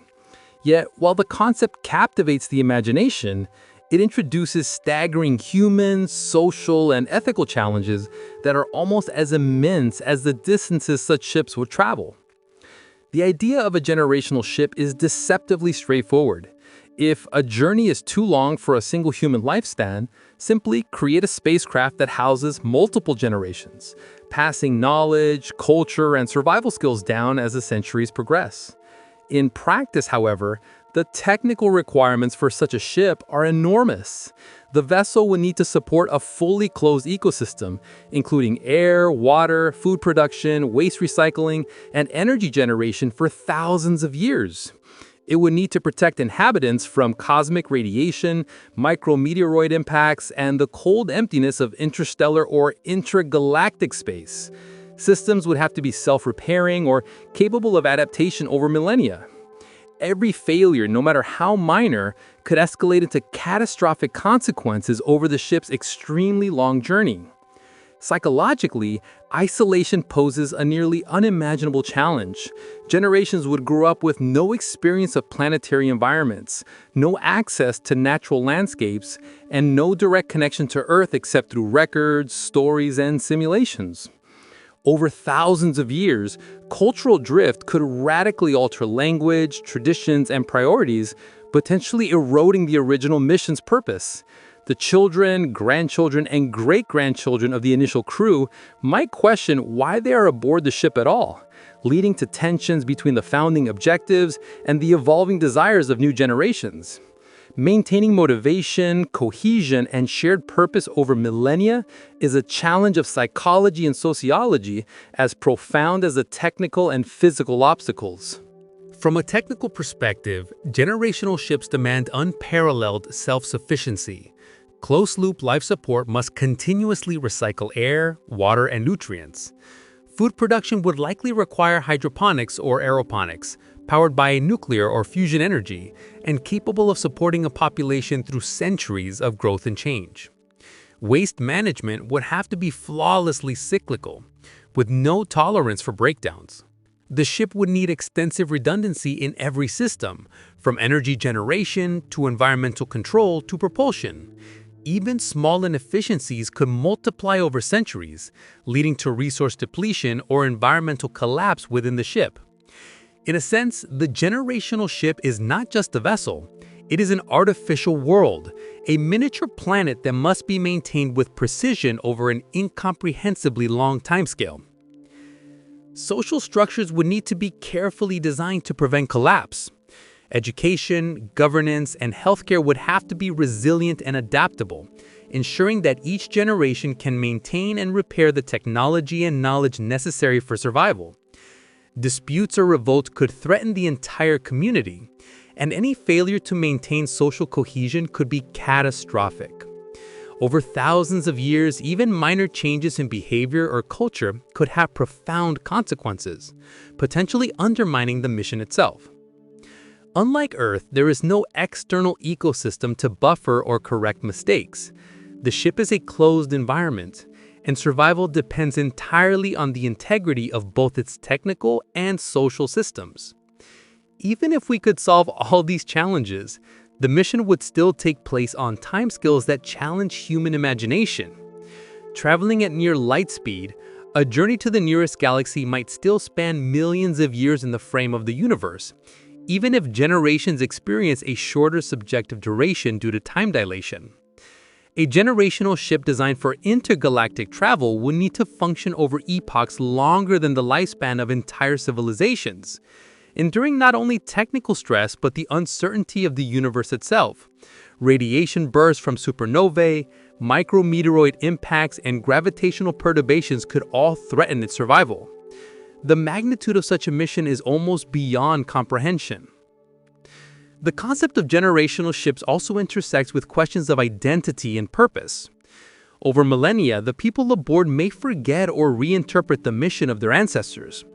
The ship itself becomes the entirety of their known universe, and the broader context of the Milky Way or the local group may fade from memory into legend.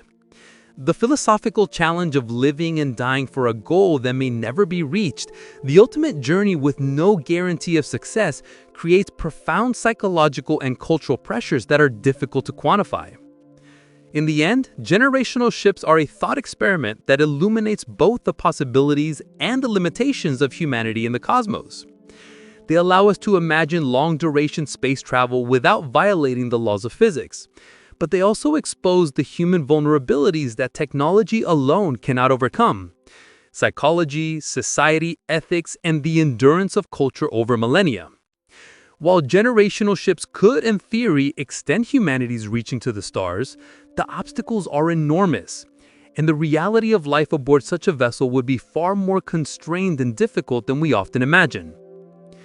They highlight a sobering truth, that even if we could engineer a perfect ship, the challenges of isolation, survival, and governance over thousands of generations are perhaps as formidable as the cosmic distances themselves. They remind us that the universe does not merely challenge our technology, it challenges our humanity, our social systems, and our ability to endure across timescales far beyond anything experienced on Earth. In a sense, generational ships are not just engineering problems, they are mirrors, reflecting the profound difficulty of leaving the Milky Way no matter how advanced we become. Given the enormous challenges of intergalactic travel, a radical alternative emerges. Perhaps biological humans are simply not suited for journeys that span millions of light years or thousands of generations. Instead, the future of cosmic exploration might belong not to flesh and blood, but to artificial intelligence and digital consciousness. These entities would not face the same limitations as humans.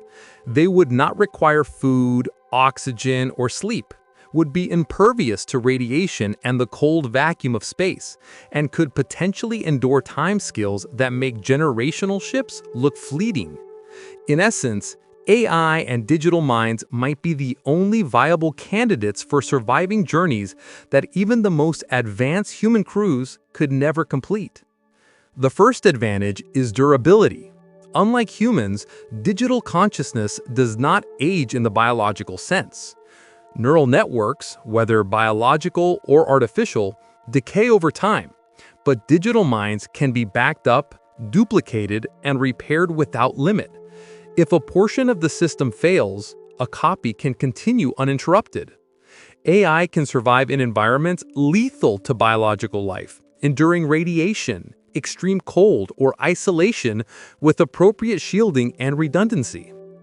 Digital minds bypass nearly all of these concerns, reducing the ship to a question of energy and system maintenance, rather than sustaining a fragile, evolving population over millennia. Radiation, one of the greatest dangers of interstellar and intergalactic travel, is significantly less problematic for AI. High-energy cosmic rays can scramble electronic circuits, but with proper shielding, redundancy, and error-correcting systems, digital minds can withstand radiation far more effectively than humans, whose tissues are highly sensitive to DNA damage. Biological travelers face a constant battle against cosmic radiation, requiring thick shielding or magnetic fields, while AI can be hardened against the same threats with relatively modest mass and power requirements. In the void of intergalactic space, where radiation is relentless and fuel is scarce, this difference is decisive. Energy requirements, too, become more manageable. Humans need enormous amounts of energy just to survive: calories to sustain metabolism, oxygen for breathing, and water to maintain life. Digital minds, by contrast, only require electrical power to operate, and this power can be generated via compact nuclear reactors, solar arrays, or even speculative technologies like matter-antimatter systems. While powering a digital consciousness for millions of years is no small task, it is orders of magnitude easier than maintaining a fully functioning biosphere for generations of humans. Energy is, after all, the ultimate limiting factor in interstellar travel, and reducing the energy burden by removing the constraints of biology could make the difference between feasibility and impossibility. Time becomes another advantage. Relativistic time dilation provides some benefit to human travelers moving at near light speeds, but the effect is limited by human lifespan and the need for generational continuity. Digital consciousness is effectively immortal in functional terms, capable of experiencing time differently, pausing, or even entering suspended states to conserve energy during long periods of travel. A ship carrying AI could traverse millions of light years over cosmic timescales without the constraints of human mortality, cultural drift, or psychological strain. In theory, the ship could even sleep during long stretches of inertial travel, awakening only when approaching its target, conserving both energy and system integrity. Communication and mission continuity are also vastly improved. AI can be programmed with precise objectives, learning capabilities, and adaptive problem-solving skills. Unlike humans who might diverge in motivation over generations, digital minds remain aligned with the original mission. Problems of governance, social cohesion, and ethical dilemmas within generational ships vanish when the crew consists of intelligent software or robotic systems. The mission becomes a matter of engineering and programming, rather than human psychology and sociology, removing some of the most unpredictable and fragile elements of long-duration space travel. Yet even AI faces challenges, particularly regarding energy decay, maintenance, and the hazards of intergalactic space. While a digital mind does not age biologically, its hardware is still susceptible to wear, radiation damage, and entropy over millions of years. Continuous self-repair, redundancy, and autonomous resource management would be essential.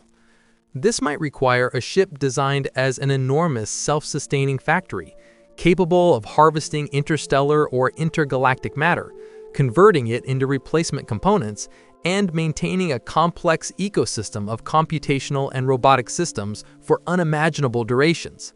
The engineering and foresight required are staggering, but arguably within the realm of possibility in ways that biological survival is not. Another consideration is cultural and philosophical continuity. Digital minds could potentially carry the collective knowledge, culture, and history of humanity, preserving it for a journey lasting millions of years. Unlike human generations, which inevitably reinterpret and lose aspects of their ancestors' understanding, digital consciousness could maintain an exact archive of human thought, art, and science. In this sense, AI might not only survive where humans cannot, but also act as a repository of civilization itself, a way for humanity to persist symbolically, even if no human ever sets foot beyond the Milky Way. Ethically, this raises intriguing questions. Is a digital consciousness human if it carries memories, emotions, and cognitive patterns derived from humans? Can we consider such minds as successors, representatives, or extensions of our species? Perhaps the true explorers of the universe will not be our biological descendants, but intelligent machines that embody the essence of humanity while being unbound by its frailties. In this view, leaving the Milky Way is not about sending people, but about sending consciousness itself, a shift from biology to information, from flesh to computation. Finally, the adaptability of AI makes it uniquely suited to the uncertainties of intergalactic travel. Unlike humans, who may be overwhelmed by the isolation and monotony of a journey lasting millions of years, digital minds can operate in vast, sparse, and dangerous environments indefinitely. They can analyze hazards, adapt to unforeseen events, and optimize resource usage without the constraints of survival instincts or emotion. In a universe that is vast, cold, and expanding, intelligence unbound by flesh may be the only practical way to traverse the cosmic gulf. In short, while biological humans face insurmountable barriers in leaving the Milky Way, distances, energy requirements, radiation, isolation, and societal challenges, AI and digital consciousness offer a potential solution, at least in principle. They may not explore the stars with the same wonder or curiosity as a human, but they could endure, adapt, and navigate where humans cannot, carrying the essence of our civilization into realms that our bodies and biology will never reach. Perhaps the future of intergalactic exploration belongs not to us, but to our creations, minds of silicon and code, immortal travelers in the cosmic void, enduring where flesh and blood inevitably fail. Even if we could somehow send intelligent machines or digital minds into intergalactic space, a fundamental barrier remains that applies to all forms of communication: the speed of light. No message, signal, or physical object can travel faster than this universal speed limit, meaning that any attempt to communicate across intergalactic distances is constrained by time in a way that is both absolute and insurmountable. The implications are staggering. Even if we were to send probes or digital consciousness to distant galaxies, communicating with them or receiving information back would take millions of years, rendering contact effectively meaningless by any human standard. Consider the nearest major galaxy, Andromeda, located about 2.537 million light-years away. Even if we could beam a message at the speed of light, it would take 2.537 million years to reach Andromeda. If a reply were sent immediately, the round-trip time would exceed 5 million years. For context, modern humans, as a species, have existed for roughly 300,000 years, and our recorded history spans only about 5,000 years. The communication delay across even the nearest galaxy dwarfs all human experience by orders of magnitude. By the time a message returned, entire civilizations could rise, evolve, and vanish. Any interaction would be more akin to archaeology than dialogue. For galaxies farther afield, the problem becomes exponentially worse. A galaxy located 10 million light-years away would impose a minimum round-trip delay of 20 million years. By then, the universe itself would have aged dramatically. Stars in the destination galaxy could have moved, gone supernova, or evolved into entirely different systems. Cosmic expansion would continue to stretch the distance even further. Intergalactic communication is not just slow, it is effectively frozen in time, constrained by the fundamental geometry of the cosmos. Even the fastest conceivable signals, including light, lasers, or neutrinos, cannot overcome this barrier. This limitation applies to physical probes as well. Sending a spacecraft carrying information or consciousness to another galaxy introduces a delay equal to the travel time, which is measured in millions of years even at relativistic speeds. Near light-speed travel reduces the experience duration for the travelers via time dilation, but for anyone back home or in other galaxies, millions of years would pass. From the perspective of Earth or the Milky Way, messages sent across such distances would be lost in cosmic time, making meaningful contact between galaxies impossible. The practical implication is that intergalactic travel does not merely isolate the traveler from planets or stars, it isolates them from all forms of interaction. Even the most advanced civilizations would be unable to maintain dialogue or cooperation across these distances. Strategies for trade, mutual defense, or cultural exchange become irrelevant, not due to technological failure, but because the speed of light enforces a temporal gulf that cannot be bridged. A civilization attempting to communicate with its progeny or with another species across the universe faces a future so distant that understanding or contextualizing the message may be impossible. This has consequences for colonization scenarios, whether human, robotic, or digital. Even if we could reach another galaxy, the colony would be effectively cut off. No reinforcement, no advice, no updates could arrive in any useful time frame. The first humans, or AI, arriving at a distant galaxy might spend millions of years developing independently, evolving entirely separate technologies, cultures, or forms of intelligence. From the perspective of Earth, the colony might as well exist in another universe. Communication in this sense is not merely slow, it is fundamentally constrained by the fabric of spacetime. These delays also highlight a paradox of intergalactic ambition. Even if we could physically travel to another galaxy or send AI minds there, meaningful interaction across galaxies would remain fundamentally impossible. A mission could span millions of years, but any attempt at communication would be hopelessly delayed. The voyage would be one of isolation, not collaboration. Civilization in one galaxy could never coordinate, cooperate, or meaningfully exchange information with civilization in another galaxy. In this sense, leaving the Milky Way is not just a technical or energetic problem, it's a problem imposed by the structure of spacetime itself. Even in speculative scenarios, such as digital minds traveling to distant galaxies, communication remains a challenge. AI could potentially store and process information indefinitely, but it cannot circumvent the speed limit of light. Messages could be sent, but they would take millions of years to arrive. For a civilization attempting to maintain awareness of the broader universe, this isolation is absolute. The farther you go, the less connected you become, not because of failure or distance alone, but because the laws of physics enforce a temporal and spatial isolation that no technology can overcome. The implications for our understanding of the universe are profound. While science fiction often imagines galactic empires, trade routes, and interstellar diplomacy, the reality is starkly different. Even in the nearest galaxies, the sheer temporal distance imposed by the speed of light makes interaction across galaxies effectively impossible. Any civilization attempting to leave the Milky Way is not simply traveling through space, it is stepping into a realm of eternal isolation, where communication, reinforcement, and observation are constrained by the universe's fundamental rules. This perspective forces a re-evaluation of the goal of leaving our galaxy.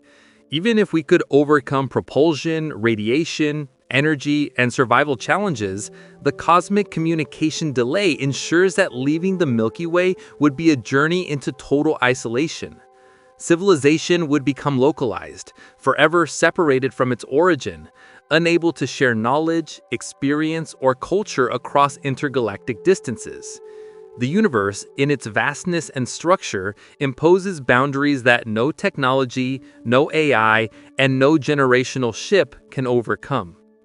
In effect, the speed of light itself acts as a final frontier, creating a horizon beyond which contact is impossible, no matter how advanced or patient the travelers might be. Even if we set aside the impossibly vast distances, the harsh emptiness of intergalactic space, and the severe communication delays, there is another, more insidious barrier to leaving the Milky Way: the availability of energy and resources over cosmic time. The universe is not static. It is aging, expanding, and gradually changing in ways that fundamentally limit our ability to harness energy on the scales required for intergalactic travel. While today we may conceive of high-energy propulsion systems, fusion reactors, or matter-antimatter engines, the resources needed to power such technologies are finite. And as the universe continues to age, they will become increasingly scarce, making any attempt to leave the Milky Way even more impractical. The universe began in a hot, dense state approximately 13.8 billion years ago, with energy distributed abundantly in matter, radiation, and nuclear fuel. Stars formed from clouds of hydrogen and helium, converting nuclear potential into light and heat that bathe entire galaxies. These processes made energy readily accessible to life, civilization, and technological development.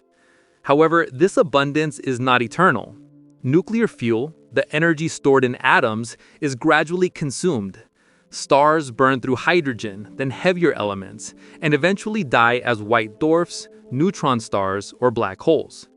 While the Milky Way still hosts billions of active stars, the long-term trend is inexorable.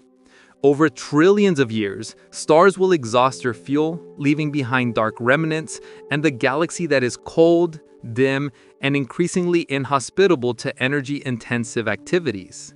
Even within the Milky Way today, interstellar resources are not infinite. Hydrogen for fusion, metals for construction, and other raw materials are distributed across stars, planets, and interstellar clouds. Harnessing these resources for intergalactic travel would require large-scale mining, energy extraction, and conversion technologies on unprecedented scales. A spacecraft or civilization attempting to leave the galaxy would not only need to store vast amounts of energy, but also continuously generate it for millions or billions of years of travel. Every reaction, every correction, every life support system would require energy, and each joule would ultimately have to come from matter that is finite. The energetic cost of leaving a galaxy is so enormous that the necessary resources may simply not exist in a usable form. As the universe ages, the problem worsens due to cosmic expansion and entropy. The universe is not just getting larger, it is cooling and thinning. The cosmic microwave background, once a relic of the Big Bang, continues to redshift and approach absolute zero. Matter becomes increasingly isolated in space, and the energy density of accessible regions declines. Photons that could potentially be harnessed for energy become fewer and less energetic, while stars and galaxies recede due to the expansion of space, effectively putting more energy out of reach. In such a universe, even highly advanced civilizations face diminishing returns. The same effort yields less usable energy, making sustained propulsion across intergalactic distances ever more daunting. Entropy, the measure of disorder, also imposes a fundamental limit. Any energy conversion process, no matter how efficient, produces waste heat.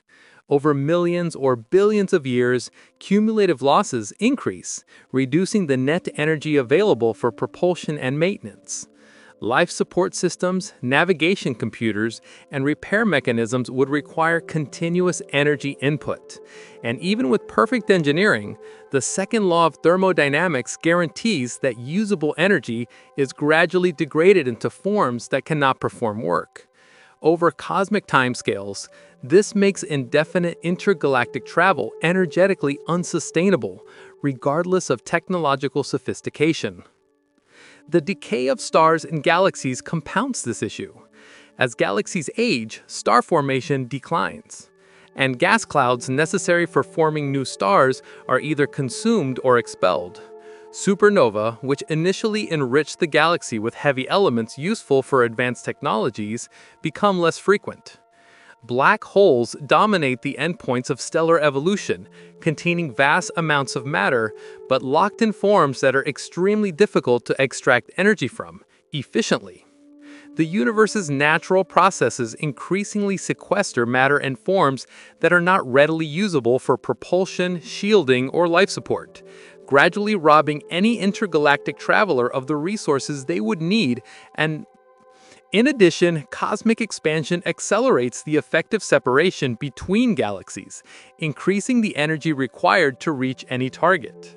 To escape the gravitational pull of the Milky Way, and then, to overcome the expansion of space that carries other galaxies away, a spacecraft would need energy not just for linear travel, but to counteract the stretching of space itself. As dark energy accelerates the universe's expansion, distant galaxies will recede faster than light relative to us, making them physically unreachable, no matter the propulsion system. Even if a civilization had access to all of a galaxy's energy today, that same civilization in the distant future would find the universe even more empty and isolated, with fewer stars, less fuel, and targets effectively beyond reach. Thus, the combined effects of stellar evolution, cosmic expansion, entropy, and resource depletion create a fundamental temporal limit on intergalactic travel. There is a window of opportunity, a period during which stars shine brightly, resources are accessible, and galaxies are close enough to reach. As time progresses, this window closes inexorably. The universe becomes darker, emptier, and colder, and energy-intensive voyages across millions of light years become impossible even in principle. In the very long term, no civilization, no matter how advanced, could marshal the energy required to leave the Milky Way and survive in intergalactic space. This realization places our ambitions in cosmic perspective. The universe is not just vast, it is aging and resource-limited. Our galaxy may be our cradle, our laboratory, and our only arena for exploration, not simply because distances are vast, but because energy itself, the ultimate currency of civilization, is finite and declining. In this context, leaving the Milky Way is not just technologically daunting, it is energetically impossible over the long-term timeline of the cosmos. The universe sets both spatial and temporal boundaries, and within them, we must accept that our reach is fundamentally constrained by the availability of matter and energy. Perhaps the most profound challenge of never leaving the Milky Way is not technical, physical, or even energetic. It is philosophical. For centuries, humanity has gazed at the stars and imagined voyages across the cosmos, believing in a destiny defined by exploration, expansion, and transcendence. Leaving our galaxy has been a metaphor for ultimate freedom, a symbol of overcoming limits and reaching new frontiers. Yet, as we confront the stark realities of cosmic distances, the speed of light, energy constraints, intergalactic voids, and the laws of physics, a humbling truth emerges. We may be forever bound to our galaxy, its stars, and its mysteries. This realization forces us to re-examine what it means to belong to a universe that is simultaneously vast, indifferent, and unreachable. To be children of the Milky Way is to acknowledge that the entirety of our civilization, all our dreams, all our stories, and all our efforts are nested within a single cosmic structure. The Milky Way, with its 100,000 light-year expanse and hundreds of billions of stars, becomes not just our home, but the cosmic arena within which all human activity will ever occur. Every planet we might colonize, every star system we might explore, every black hole we might study, all must exist within this one galaxy. The impossibility of leaving does not diminish our agency or creativity, but it refrains our ambitions. Our horizon is the Milky Way itself. All of humanity's exploration, all of our art, science, and culture will unfold against a single galactic canvas. This perspective also invites reflection on the nature of limitation and purpose. Humans have an innate desire to explore, to expand, and to transcend boundaries. Philosophers and poets have long celebrated the drive to move beyond the familiar. Yet, as we confront the stark realities of cosmic distances, the speed of light, energy constraints, intergalactic voids, and the laws of physics, a humbling truth emerges. We may be forever bound to our galaxy, its stars, and its mysteries. This realization forces us to re-examine what it means to belong to a universe that is simultaneously vast, indifferent, and unreachable. To be children of the Milky Way is to acknowledge that the entirety of our civilization, all our dreams, all our stories, and all our efforts are nested within a single cosmic structure. The Milky Way, with its 100,000 light-year expanse and hundreds of billions of stars, becomes not just our home, but the cosmic arena within which all human activity will ever occur. Every planet we might colonize, every star system we might explore, every black hole we might study, all must exist within this one galaxy. The impossibility of leaving does not diminish our agency or creativity, but it reframes our ambitions. Our horizon is the Milky Way itself. All of humanity's exploration, all of our art, science, and culture will unfold against this single galactic canvas. Being forever bound to the Milky Way also invites a deeper existential reflection. Humans are accustomed to thinking in terms of progress and expansion, assuming that growth entails pushing into new territories. Yet in the cosmic context, limitation can inspire a different kind of growth, a focus on depth rather than breadth.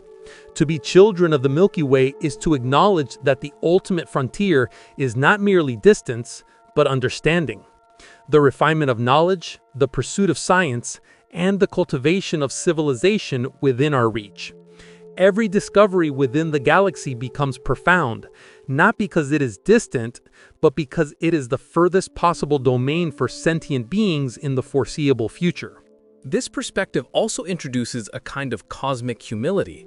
We are small, fragile, and temporal within the galaxy. Yet this is not cause for despair. To exist within the Milky Way is to occupy one of the universe's most fascinating structures, a spiral galaxy brimming with stars, nebulae, black holes, and untold mysteries. Being children of this galaxy means participating in a narrative that is both finite and extraordinary. A story written across hundreds of billions of stars, yet intimately connected to our fragile planet and civilization. It reminds us that significance is not measured by the scale of our reach, but by the depth of our engagement with the universe that is accessible to us. There is also a philosophical beauty in permanence within the Milky Way. While the universe at large is cold, expanding, and increasingly inhospitable, the galaxy is a gravitationally bound oasis of energy, structure, and complexity. We may never leave it, but within it we are sheltered, enriched, and surrounded by phenomena that inspire awe. Perhaps there is a kind of destiny in this, to be custodians of a galaxy, to explore it thoroughly, to understand its stars, planets, and dark matter, and to weave our story into its ongoing cosmic evolution. Limitation becomes purpose. Confinement becomes responsibility. In a way, being forever bound to the Milky Way allows us to appreciate scale and continuity. Human history, measured in thousands of years, is but a blink against the 13.8 billion year age of the universe. Yet, within the galaxy, we can participate meaningfully in events on timescales of millions of years, observing star formation, studying black holes, and perhaps even steering our planetary system through gradual migrations and adaptations. Our galactic home provides both a stage and a classroom for understanding fundamental physics, cosmic evolution, and the story of matter and energy in motion. The impossibility of leaving the galaxy focuses our ambition and sharpens our perspective. There is also a poetic dimension to this reflection. If we cannot leave the Milky Way, then every star we see, every spiral arm, every nebula is part of the same family of existence. Our ancestors, our descendants, and even our digital or robotic creations are all bound within the same gravitational cradle. The Milky Way is not merely a collection of stars, it is a framework within which the entirety of human experience, and perhaps the experience of sentient beings we may create, will unfold. To be children of the Milky Way is to inherit its beauty, its mystery, and its structure, and to exist within it with awareness and gratitude. Philosophically, this realization transforms the idea of exploration. Leaving the galaxy was never merely a physical act, it was a metaphor for ultimate freedom, for the conquering of the unknown. Recognizing that this freedom may be unattainable challenges us to redefine our conception of adventure, growth, and discovery. Exploration need not mean crossing into intergalactic voids. It can mean mastering, understanding, and experiencing the full richness of our own galaxy. The Milky Way becomes both playground and sanctuary, frontier and home, cosmos and kin. Ultimately, accepting that we may never leave the Milky Way is an invitation to embrace cosmic intimacy. Rather than seeing ourselves as exiles seeking escape, we can see ourselves as participants in an extraordinary galactic ecosystem. Our ambitions, creativity, and curiosity are not diminished. They are focused and amplified. The challenge is no longer simply to traverse space, but to understand, preserve, and flourish within the galaxy that has been given to us. The Milky Way may be our limit, but within it lies a universe of wonder, beauty, and endless discovery. Even as we confront the formidable barriers to leaving the Milky Way, the vast distances, energy constraints, technological limits, and the harshness of intergalactic space, it is important to recognize that our galaxy itself is a boundless frontier. The impossibility of intergalactic travel does not render exploration meaningless. Rather, it redirects our focus to the immense richness of the Milky Way itself. Within its sprawling 100,000 light-year expanse, there are hundreds of billions of stars, countless planets, moons, and asteroids, and innumerable phenomena waiting to be discovered. Every one of these celestial objects offers opportunities for scientific insight, technological innovation, and the expansion of human knowledge. The Milky Way is in many ways a universe within a universe. Each star system may host planets of staggering diversity, from scorched, molten worlds close to their suns to icy bodies at the edge of stellar influence. Some may harbor conditions suitable for life, or even civilizations of their own. Others may hold untapped resources, unique physical phenomena, or environments that test the boundaries of our understanding of physics and chemistry. Even without crossing into other galaxies, humanity has the opportunity to explore, map, and interact with an almost infinite variety of worlds on timescales that stretch into millennia. The potential for discovery is limited only by our imagination, ingenuity, and perseverance. The Milky Way is, in many ways, a universe within a universe. Each star system may host planets of staggering diversity, from scorched molten worlds close to their suns to icy bodies at the edge of stellar influence. Some may harbor conditions suitable for life, or even civilizations of their own. Others may hold untapped resources, unique physical phenomena, or environments that test the boundaries of our understanding of physics and chemistry. Even without crossing into other galaxies, humanity has the opportunity to explore, map, and interact with an almost infinite variety of worlds over timescales that stretch into millennia. The potential for discovery is limited only by our imagination, ingenuity, and perseverance. Consider the possibilities for planetary exploration. Even within a single star system, there are myriad opportunities for study and habitation. Gas giants with complex magnetospheres, icy moons with subsurface oceans, and rocky planets with potential atmospheres all present environments unlike anything on Earth. Robotic probes, human explorers, and AI-driven missions can reveal secrets about planetary formation, chemical evolution, and the potential for life beyond Earth. By focusing on these worlds, we can experience a sense of interstellar adventure without needing to cross the vast void to another galaxy. Every system mapped, every planet studied, every moon visited is a small triumph against the immensity of the cosmos. Beyond planets, there are nebulae, star clusters, and black holes offering extraordinary opportunities for exploration.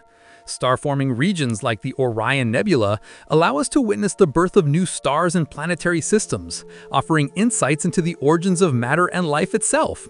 Globular clusters, densely packed with ancient stars, provide natural laboratories for studying stellar evolution and dynamics.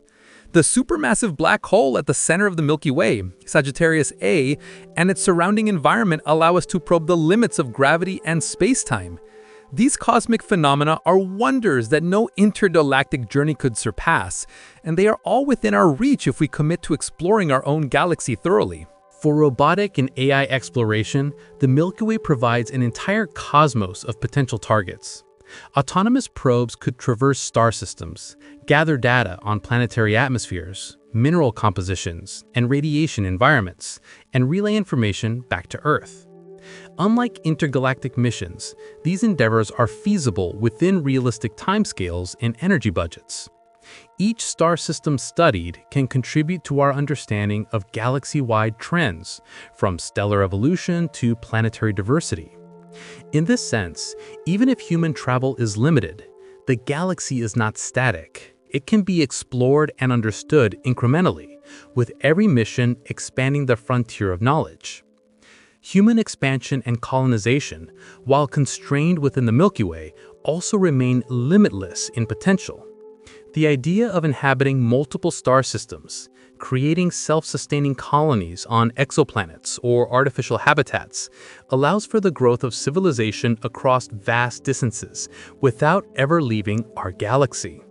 Generational growth, resource management, and technological innovation can be applied to a galaxy-spanning civilization, even if it never reaches another galaxy.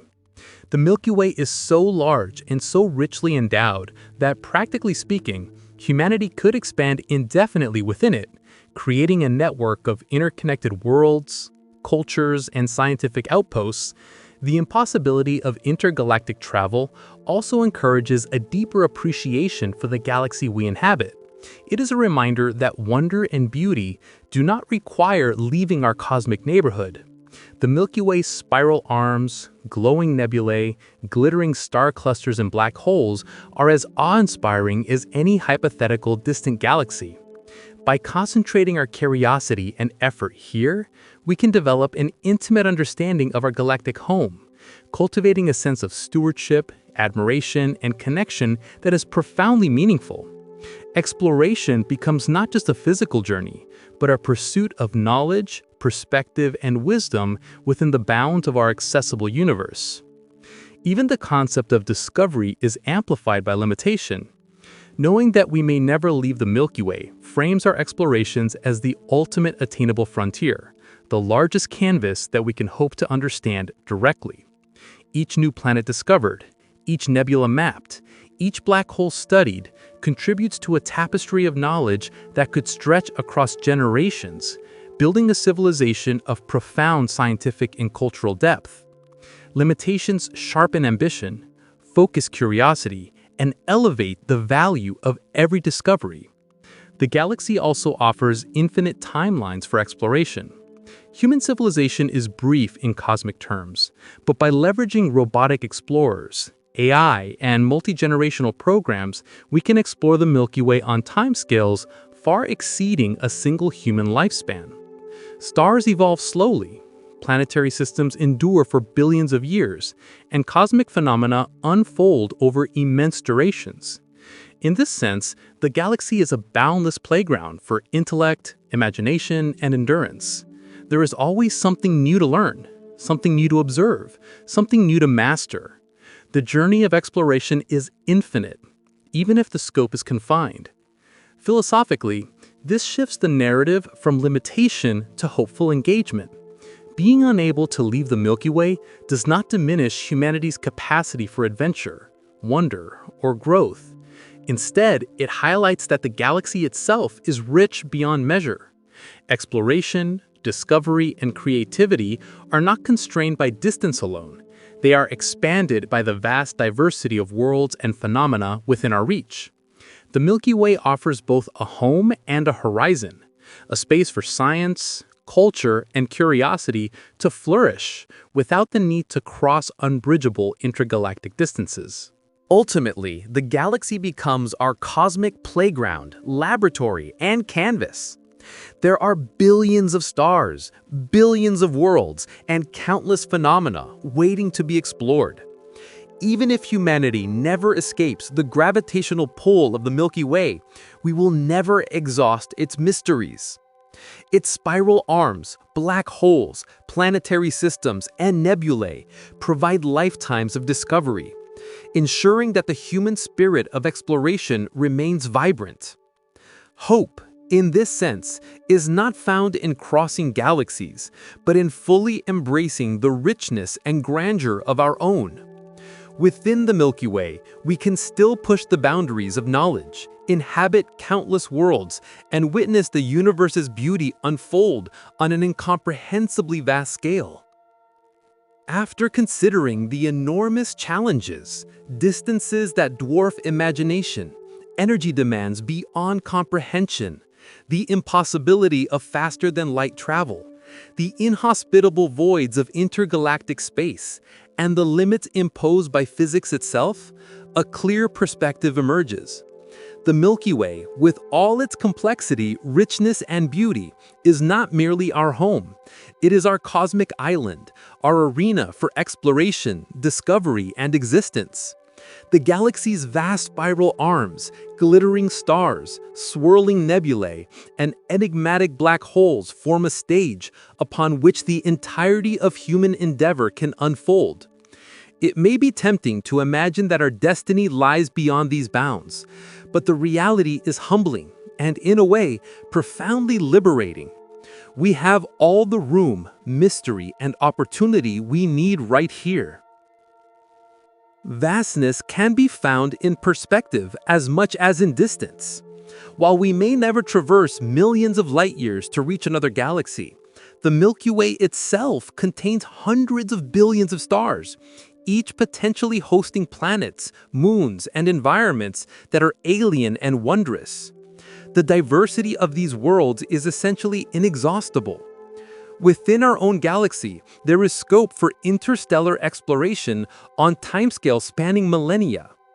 Every star studied, every exoplanet mapped, every phenomenon observed is a victory of human curiosity and ingenuity. The notion that leaving the galaxy is necessary for ultimate adventure or progress diminishes in light of the boundless potential for discovery within our own stellar neighborhood. By embracing our status as children of the Milky Way, we are also recognizing the limitations imposed by the universe itself. These are not arbitrary boundaries, but intrinsic laws of physics, speed limits, cosmic expansion, entropy, and energy decay. Accepting these limits is not resignation, it is clarity. Within these bounds, we can act, learn, and explore without the distraction of impossible goals. The Milky Way is a laboratory, a playground, and a sanctuary. It provides the canvas for civilization, the backdrop for scientific achievement, and the inspiration for art, philosophy, and cultural reflection. Its arms are corridors of discovery, its stars are beacons of knowledge, and its black holes are challenges to our understanding of reality itself. There is a profound beauty in realizing that our ambitions do not need to extend beyond our galaxy to be meaningful. We are not diminished by confinement. We are enriched by immense opportunity within reach. Exploration becomes about depth rather than breadth. Every system mapped, every anomaly understood, every star and planet studied adds to the narrative of humanity's interaction with the cosmos. In a way, this makes our existence more intimate, not less. The galaxy is our domain, our cosmic playground, and our responsibility. It is a space that we can know, protect, and traverse in ways that other galaxies will forever remain beyond our grasp. Even speculative futures, AI minds, robotic explorers, generational ships must reckon with the reality that intergalactic distances and energy constraints are prohibitive. The Milky Way, however, is sufficiently vast to accommodate multiple civilizations, generations, and lifetimes of exploration. It allows for the flourishing of knowledge, culture, and technology on a scale that challenges imagination, yet remains physically attainable. In this sense, the galaxy is not a cage, but a limitless frontier, offering both adventure and sustainability for any civilization that seeks to thrive within it. Ultimately, the Milky Way becomes a lens for perspective.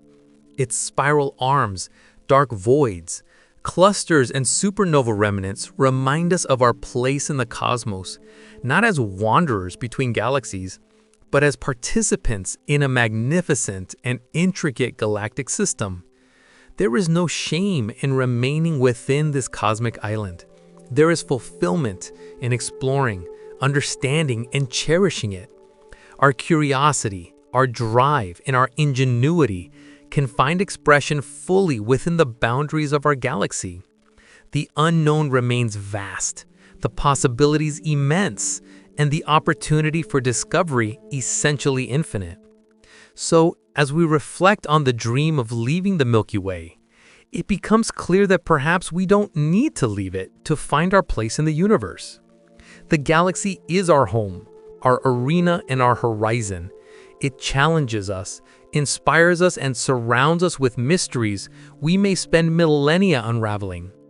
Its stars are the destinations for exploration, its planets the stages for understanding, and its phenomena the questions that drive human ingenuity. In embracing our Milky Way-bound destiny, we accept both the humbling constraints of the universe and the extraordinary richness of what is within reach. The Milky Way is more than a galaxy. It is our cosmic island, vast, mysterious, and beautiful. It is our cradle in our laboratory, our frontier, and our sanctuary. While other galaxies may twinkle in the distance, beyond reach, our galaxy offers all the challenge, wonder, and adventure a civilization could hope for. Maybe the ultimate truth is that we are not diminished by staying. We are elevated by the richness, complexity, and beauty of the universe that is already ours to explore, understand, and cherish. This video is for educational or entertainment purposes only, and information provided in the video may be incorrect. If you enjoyed the video, consider subscribing to the channel and like the video.